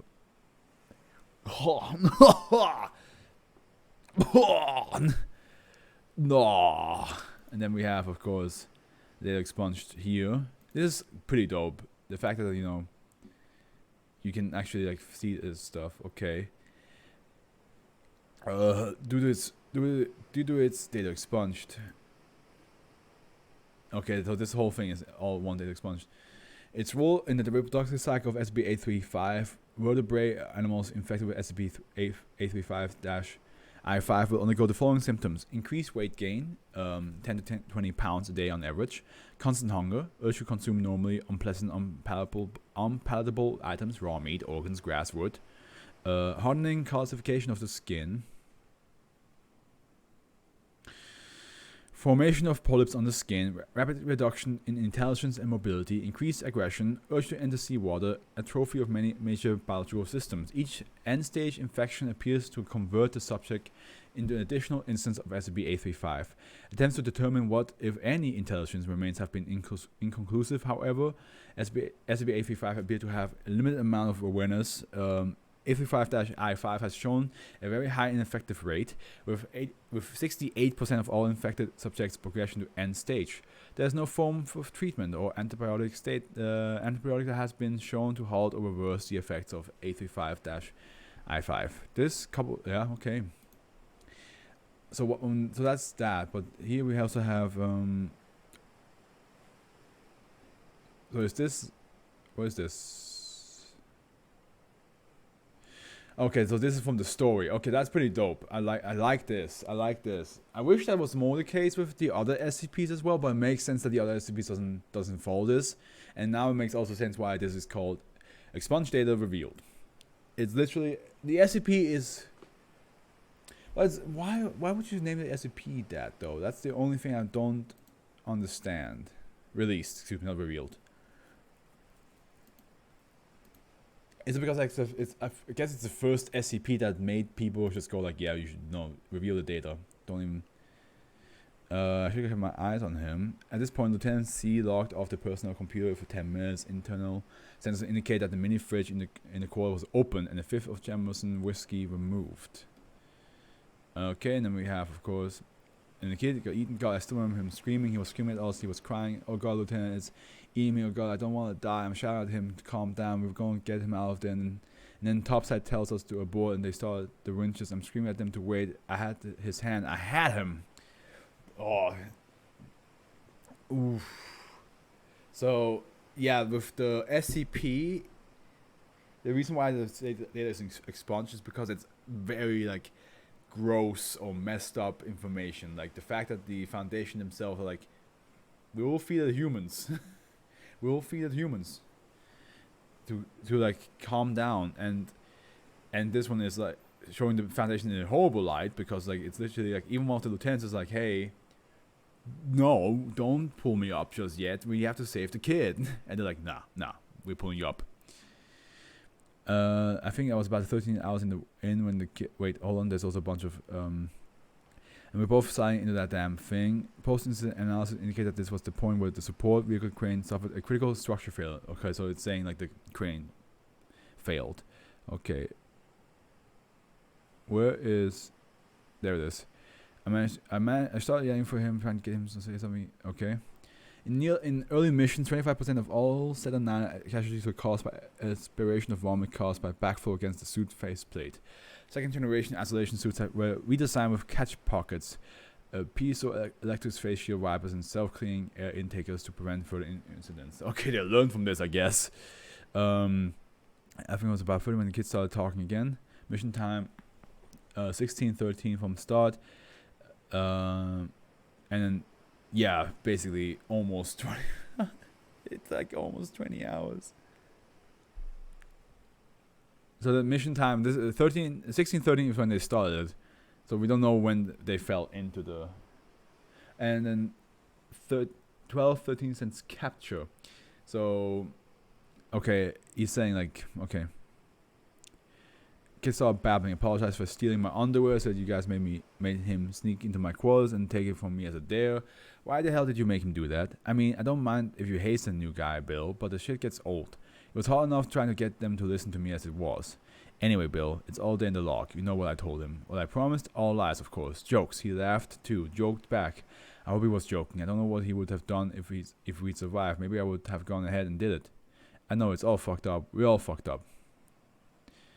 Oh, did he like joke that he would kill him or something like that? Like, oh, once we get out of here, I'm gonna fucking kill you.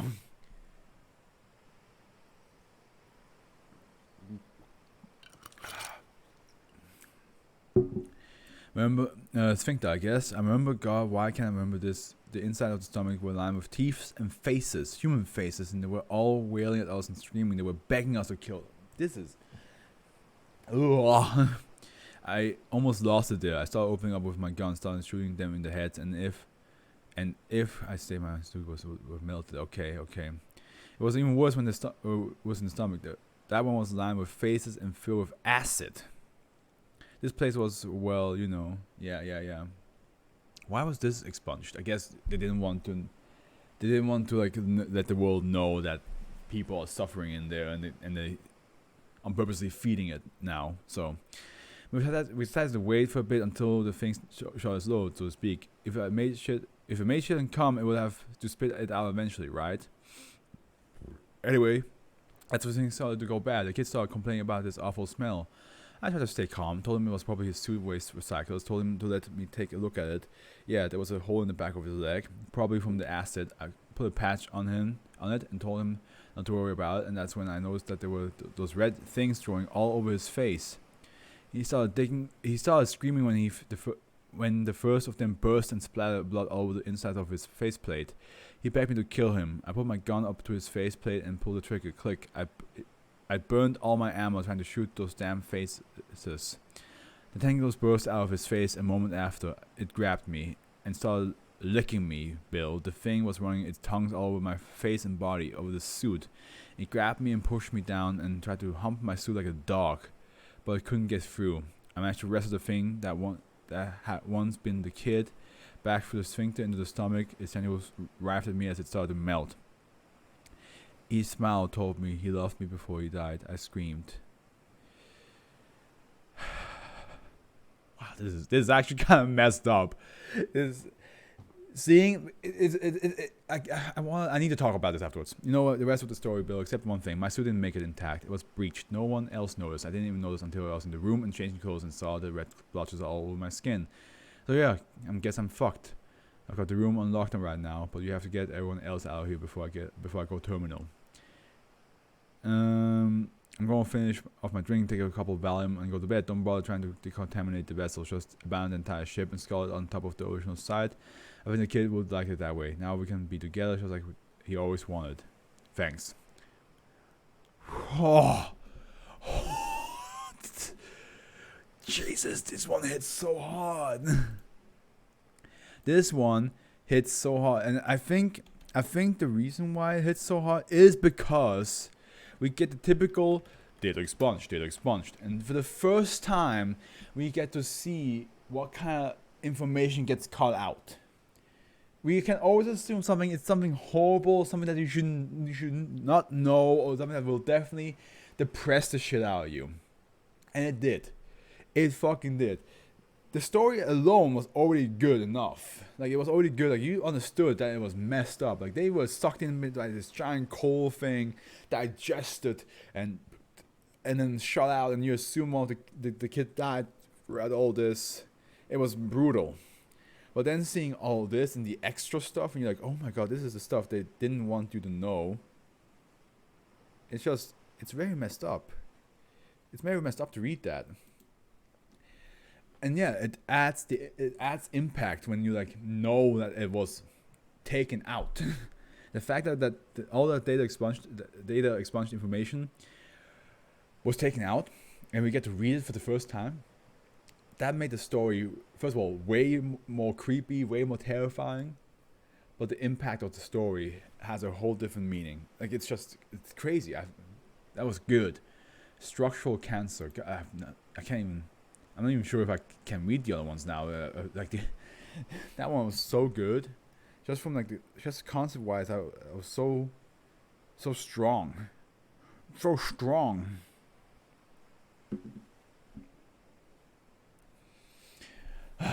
Structural cancer. Excuse me. Wow.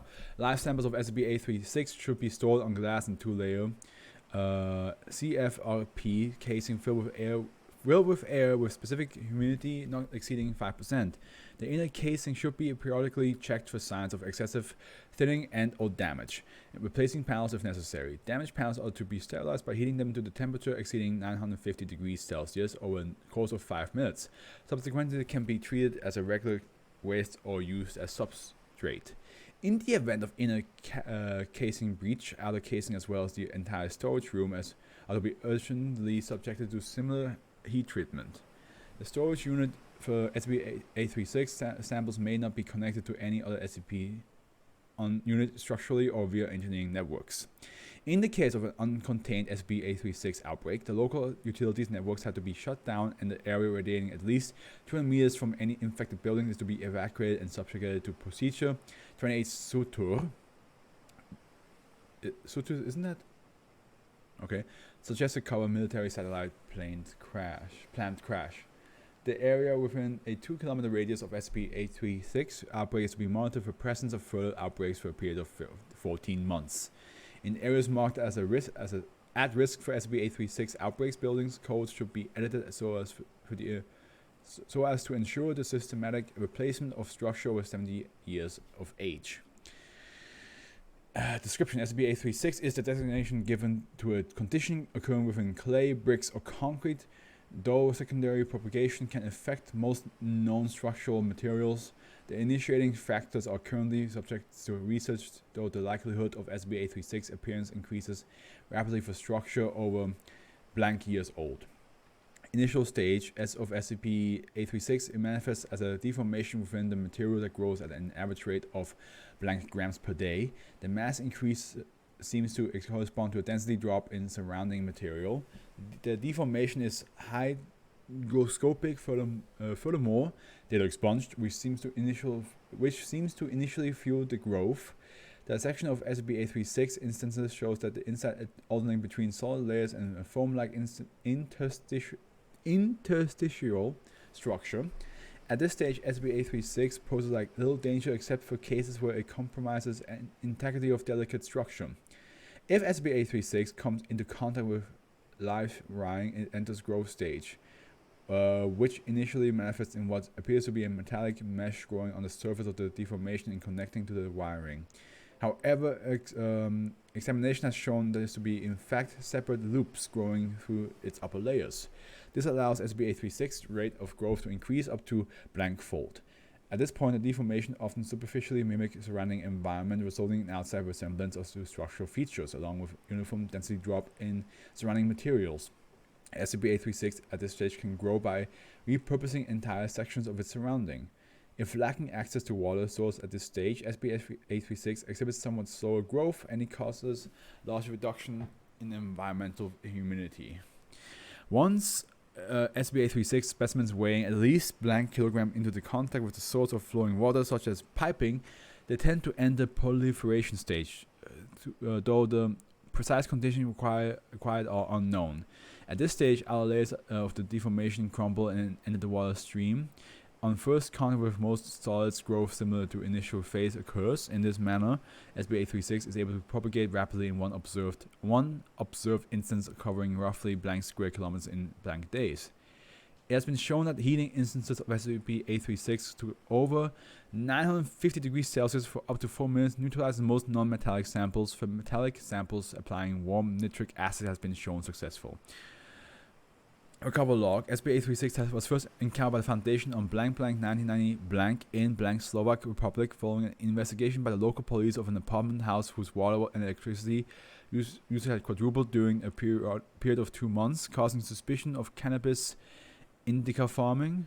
The report given by the returning officer prompted investigation by a strike team led by Agent Dolesal. Upon arrival at site, part of the structure roof was found to have caved in, apparently due to the metallic growth.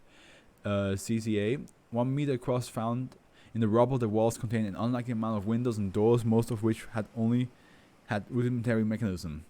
The body of one of the officers, apparent suicide via service weapons, was recovered from the bathroom of apartment of J blank and blank, where it was sealed by rogue wall growth blocking the door.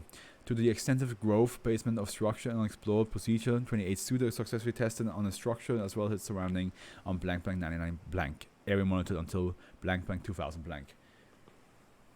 That must be so weird seeing like your house having growths, you know, just like some mechanism in your building just like bloating out in a way, and then just like multiplying certain stuff, like as I said, windows. It had too many windows than it's supposed to have, and all that. It must be such a weird thing to look at. Also, my brain is still on data expunged. The expunged data release. I'm still there.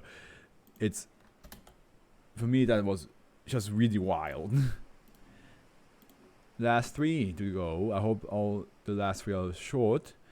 Multiplying clay. Yes, they are. This one is at least short, and it has 705 in it, which is militaristic Play-Doh. Yes, yes. Militaristic Play-Doh, the one that you can make into any weapon. And was it a weapon? Or was it just remove some because of yeah, not weapon, military soldier. Yeah, I remember that one. That was a cute one. I remember the thumbnail for that one specifically as well. SB837 is to be stored in its fully factored state when not undergoing experiment with each factor stored in separate plastic containers. All experiments should be conducted in rooms with reinforced flooring. Due to potentially dangerous consequences of cross-contamination of at no point SCP-705 and SCP-837 to be stored at the same site. Yeah, you don't wanna have a whole military unit.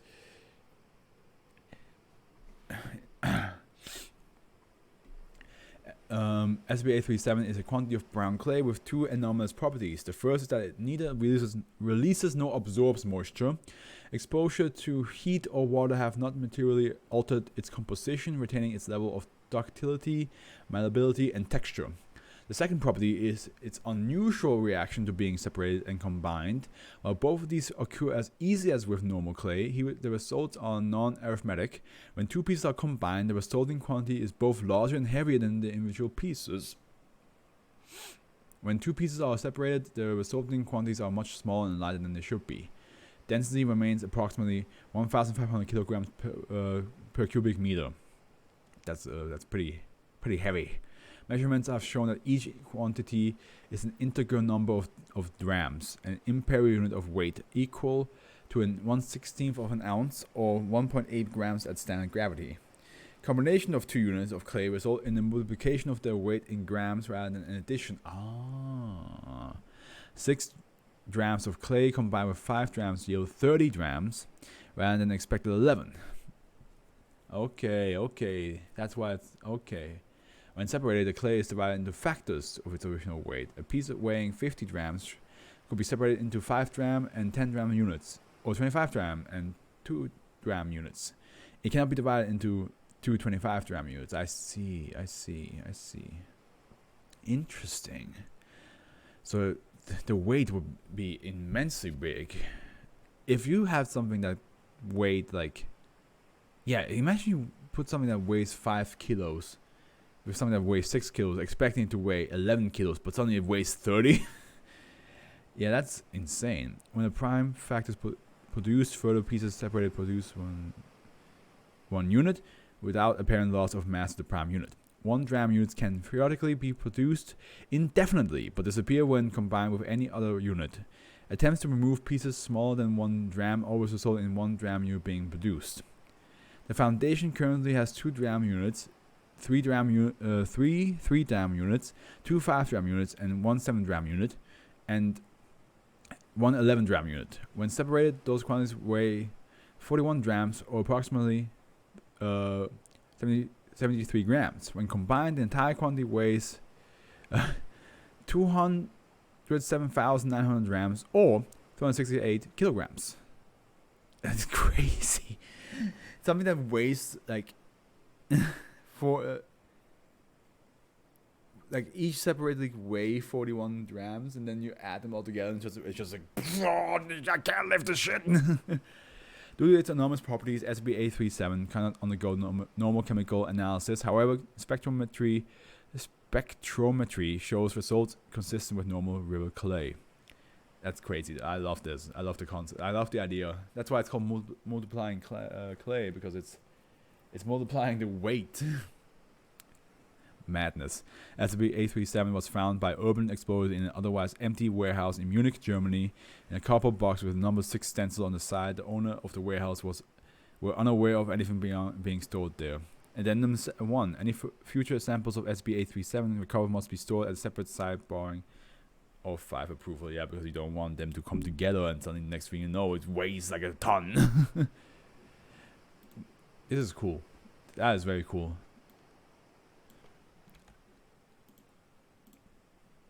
Very cool idea. Yeah, I would say like right here. Last 2 ones. Okay, here we have the dream job. Save. A lot of highly rated SCPs in this one. To prevent SCP-838 from affecting civilians, Foundation agents are to be placed on the staff in charge of managing the classified and section at major newspaper in the Chicago area. Alternatively, the corporation of the newspaper may be obtained for similar purposes. No ads matching a form taken by SCP-838 are to be printed. Description: SCP-838 is the collective term for a series of job ads appearing in newspapers that print in the vicinity of Chicago, and whatever agency is behind them. The job offer varies between instances and has included positions in accounting, management, and janitorial work among them. These ads are entirely mundane unless responded to. Attempts to trace these classifieds have proven unsuccessful. The next time a person who has responded to SCP-838 falls asleep, he or she immediately enters REM sleep. Upon awakening, the affected individual reports experiencing extremely vivid dreams of having a job interview for the advertised job in a large windowless office building at a company called Palace Incorporated. Subjects deemed qualified are offered a job. Anyone hired by Palace Incorporated is to be considered part of SCP-838-1. Those not offered jobs are unaffected. When members of -1 sleep during the week, they report vivid dreams of working in what is believed to be the same building that the interview took place in. In these dreams, the workforce of Palace seems to consist entirely of persons who have responded to SCP-838. Testing has shown that communication while asleep between numbers of -1 is possible, indicating that some degree of connectedness between the dreams. During the weekend, members of -1 experience good dreams. Though the exact nature of these dreams varies greatly between individuals, they are universally reported to be highly enjoyable. This effect appears to be payment for the work done during the week, as persons with higher ranking positions generally seem to report better dreams than those in lower ranking ones. That's why it's called a dream job, because your dreams get better and better the better you add at the job, eh? That's how it works, eh? A workday for a member of -1 seems to be 8 hours, with sleep beyond this point being normal. Consequently, if prevented from sleeping for 8 hours in a day for an extended period of time, a member of -1 may be fired. Affected individuals may be fired for poor performance as well. 5 members of -1 only report dreams of being homeless. No! My dream nightmare for my dream job.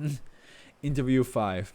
Interview between Dr. Heisen and Defo 1157, who was an accountant before his conviction.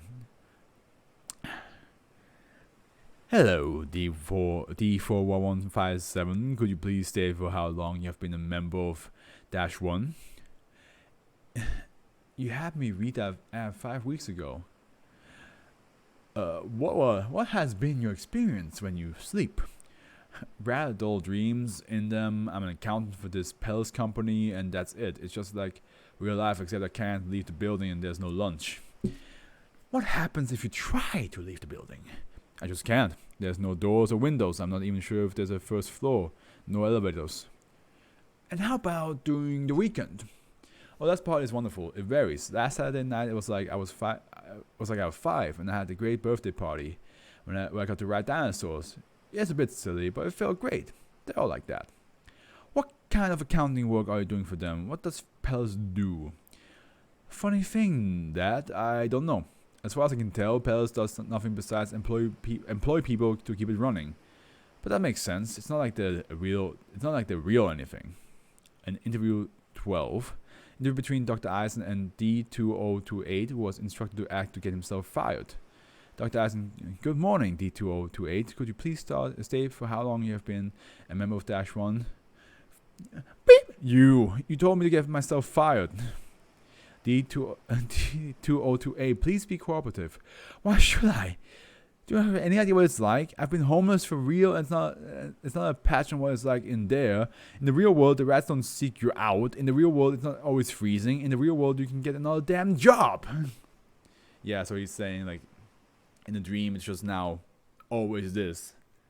And as he says, like, in the real world, you have a chance to get another job if you seek for it, and if you work for it. Of course, it doesn't just fall in your lap, and it's also not just easy as just walking to another building and then just like, yeah, you can work for us. Yeah, of course not. But he's making a point that in the real world you can at least attempt to try to get another job, and if you do get another job, then good. But in this dream job SCP world, once you're fired, that's it. Incident 2, D1950 answered an SCP-838 ad for a management position and was hired as a middle manager. After 6 months, he told researchers that he was going to be promoted to senior management, and that he was told that the job had many new rights and responsibilities. The next night, D1950 lapsed into a coma, though brain activity matched during REM sleep. D1950 was kept alive on life support apparatus for the next month, during which no major changes were noted, aside from massive dopamine surges during weekends. Okay, so once you're promoted, you're forever dreaming. And then you're forever stuck in this dream job, and then the nicest dreams you can have on the weekends. While part of me wants to say this isn't so bad, except the whole fire part, I also think, like, I don't think I want to be in a coma forever. Even though, like, if my weekend dreams will give me the thing I want, like my biggest wishes and all that stuff, and I get to live it out all the time, and then on weekdays I have to go to work. I don't know how safe, I don't know if I would participate in that myself. Like, I'm not sure, like, if that happened in real life, I'm not sure if I would be like, this is awesome or this is absolutely fucked up. I don't know. I think it's like, it definitely has like pros and cons, right? Like, the pros seem like very cool, especially if you're a dreamer or you have like impossible wishes. But the cons also seem very risky. Either you get fired and you dream every night that you're homeless, no more like normal dreams, just homeless, or you get promoted and you end up in a coma, meaning you physically don't get to be around with your friends and family anymore, but mentally you are, because you can probably dream your friends and family are with you one of the weekends, you know? Yeah, I don't know. It feels like something I wouldn't do it. Candid worms. Thank you for keeping it short. Safe. Special containment procedures. All instances of SCP-839 are to be kept in containment chamber 839-1. The chamber is to be supplied with approximately half of kilogram of various plant matter daily. Mating of SCP-839 is to be regulated, and an extra instance of SCP-839 are to be kept in Foundation medical centers for treatments of ill individuals. Description: SCP-839 appears to be a species of annelid composed of sugar flavoring and coloring. A microscopic label stating candid worm. Is this the second SCP? Wasn't 829 the lollipop ones? No, that's the plot for the rattle suckers. 819 was it? This is a second candy SCP that does something, and it looks like based on colors as well. Interesting. One being, this is just gummy worms, and the other one being, lollipops. A microscope label stating candy worms is found near each instance of an instance posterior, followed by a small label stating the instance's flavor. Each flavor is currently designated as SCP-839-X. SCP-839 is generally found in temperate areas. SCP-839's diet mainly consists of decomposing organic matter. However, when there is no decaying matter apparent, SCP-839 may ingest live plant matter. SCP-839 sexually reduces, mating, reducted, followed by the egg hatching into a newborn instance of SCP-839. When SCP-839 is ingested by any mammal, it will burrow through the stomach lining and towards a specialized organ. The choice of organ appears to be dependent of SCP-839's flavor. SCP-839 will then attach itself to the organ slowly ingested. While the organ disappears, SCP-839 will change in form and chemical composition in order to match the organ. That's the third or fourth SCP that somehow matches your organ while they're inside, or something like that. There was the tube one that literally became the organ if you wrote the name on it. Then there was the organ eater thing. Yeah, that's just like, I'm your organ now, but I'm still eating you from the inside out. And you can technically argue the fucking bathtub that made your organs if you, but in a weird way. You can technically argue that's the third one, but yeah, this is another one that's just like, I'll copy your organs so you don't realize there's something wrong. SCP-839 does not act as a perfect replacement, and other effects may occur. This process may take blank to blank days to complete. Similarities between the life cycles of SCP-839 and SCP-1517 has been noted. Investigation into the possibility of a shared origin is under investigation. Okay. SCP-839 has an average lifespan of 3 years. Users of SCP-839s are recommended to replace the integrated instance with a new instance every 2 years. Also, they're actually like once yeah, of course, because then your organ's gone. So you have to get a replacement. Because they replace your organ, and after 3 years they're gone. So that organ, whatever you're missing, you go fucking and then so you better just ingest another one. Okay, yeah. I can see how it's safe because you have to eat them, and once you've eaten one, you just have to hope that they give birth to the one you need. And you'd be like, "That's okay. I need an orange one, for example, as we can see the orange exists." And you're like, "Oh, we only have yellow, pink, and greens right now, and we have to wait till they give birth to an orange one." And you're like, "Okay, do you think they're gonna give birth to an orange one in the next couple months?" And you're like, "I don't know." A couple months passes, orange one, nope. Got a couple reds now. It's like, dude, listen, I only have like half a year left before my liver disappears.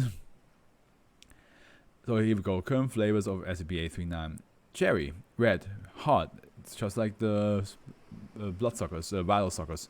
Increased blood sugar, type 2 diabetes. Okay, so yeah, they also have other. Blue raspberry, blue kidney, blue urine. That's kind of dope. I mean, I wouldn't mind pissing blue piss. Like, imagine you go to like a club and you're like, and they're like, "Hey, what's up?" And it's like, "Yeah, what's up, man?"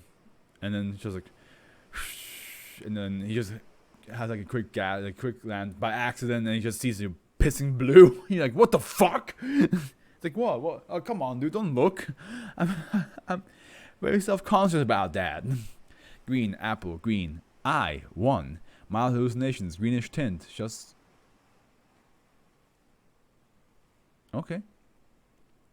Watermelon, pink. Brain, dildo sponge. Okay, don't take the pink. Don't take the pink, even though it's watermelon flavor though. Lemon, yellow, stomach, less fiber content, diarrhea, no recommended for use with other instances of SCP-839 due to the ulcers created. Grape, purple, long, fruity smell to breath. Dude, blue and purple seem like pretty cool ones, to be honest. Come on, I mean, like, don't you want to be like, and it's just like, oh, does your breath always smell like that? It's like, yeah. Orange, liver. Increased acidity of bloodstream, not recommended. Okay, yeah. That's pretty dope. If I had to eat one of them, I would take either blue or purple. I would love to like just walk around and be like, hey ladies, and they're like, is that your breath or is that your perfume? It's like, it's my breath. Always smells like this. But then every 2 years I have to eat like a fucking purple worm, like, I don't want to die yet. Especially because it's, it's one of the lungs. Imagine you run out of purple ones and you're like, shit, no, please. Okay. And here we go. Did it work? It worked. Yes. I just didn't see it. Here is my list. So expunge data release, as I already mentioned before, that was just very intense. The fact that the story itself is already like pretty messed up, and then you, for the first time ever, you get to see what all these data expunged things hide, and now you have an understanding how they work better. You still don't know what like redacted or there's a third one, data expunged, redacted, yeah, so on and so forth. But you know what I mean. It just adds another set of impact. Like a secondary impact that's stronger than the first one, because you just get to finally find out. It's like watching a film, and the film shows you from one side of the story, and then you get to see the other side of the story, and then everything clicks together. And you're like, oh my god, that's what happened. Yeah, so that's how it felt. Marked, yeah, I mean, come on. Tattoos that, I mean, it's not the first SCP that is a tattoo that lives or somehow comes alive in a way, but the fact that like every tattoo that you can have with it has a different effect is pretty nice. And honestly, the chest burster dragon is pretty dope. Which they didn't say that they caught the dragon eventually. It's probably still out there. Accountant's coin, very useful. Honestly, very useful. Yes, it will make you a bit more conscious, or like not greedy. Like you just don't want to lose money, like cheapskate almost. Even though you have money, but you become a cheapskate because you just don't want to spend anything. Candy worms. I mean, the fruity smell and the blue urine kind of sold me on that one. Multiplying clay. The concept is really cool. I like the idea that like you add two things that weigh very little, but then in the moment you add them together, the weight doesn't add up, it multiplies up. So that is pretty insane. I really think that's a simple idea, but the concept is very, very fascinating to me. The dream job, well, again, as I mentioned before, this is one of those SCPs where I'm like, if I was in that situation, would I do it? Would I work on that? Would I take dream jobs just so I can have the best, most awesomest dream on the weekends that I can remember fully? Not sure. Also, the fact that when you're homeless, you have that every single night. Not sure if that's something I want to go through, especially if I'm actually trying not to get fired, and then it does still happen that I get fired. Inky Quicksand, that one is kind of a freaky one, isn't it? Like it's I mean, Expunged Data Release is freaky as well, but Inky Quicksand has like that abnormal, like surreal, uncanny valley kind of like thing, like where you like, it's quicksand, And normally you expect people to die in quicksand from suffocation and all that. And next thing you know, they don't. They just suffer. And you can still talk to them, and then occasionally just come out of it if you call their name. And they're like, oh, fuck, it hurts, dude. It hurts being this shit. I hate everything I did to get to this moment. You imagine that. Imagine that's all you see. That's all you get to talk to the whole time. Charity worms.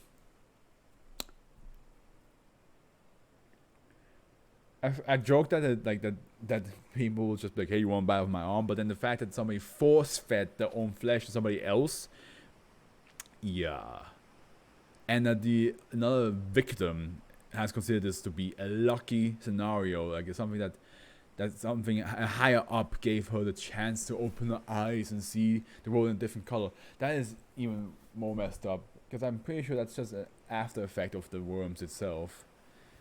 Tinkerbug, honestly, I know it's very low on this list, but it is an awesome concept.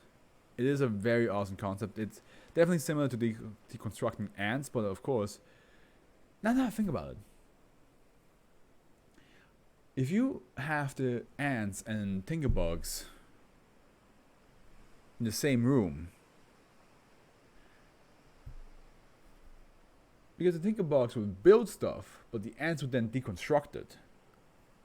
So if you have them in the same room, they would just be rivals, right? It would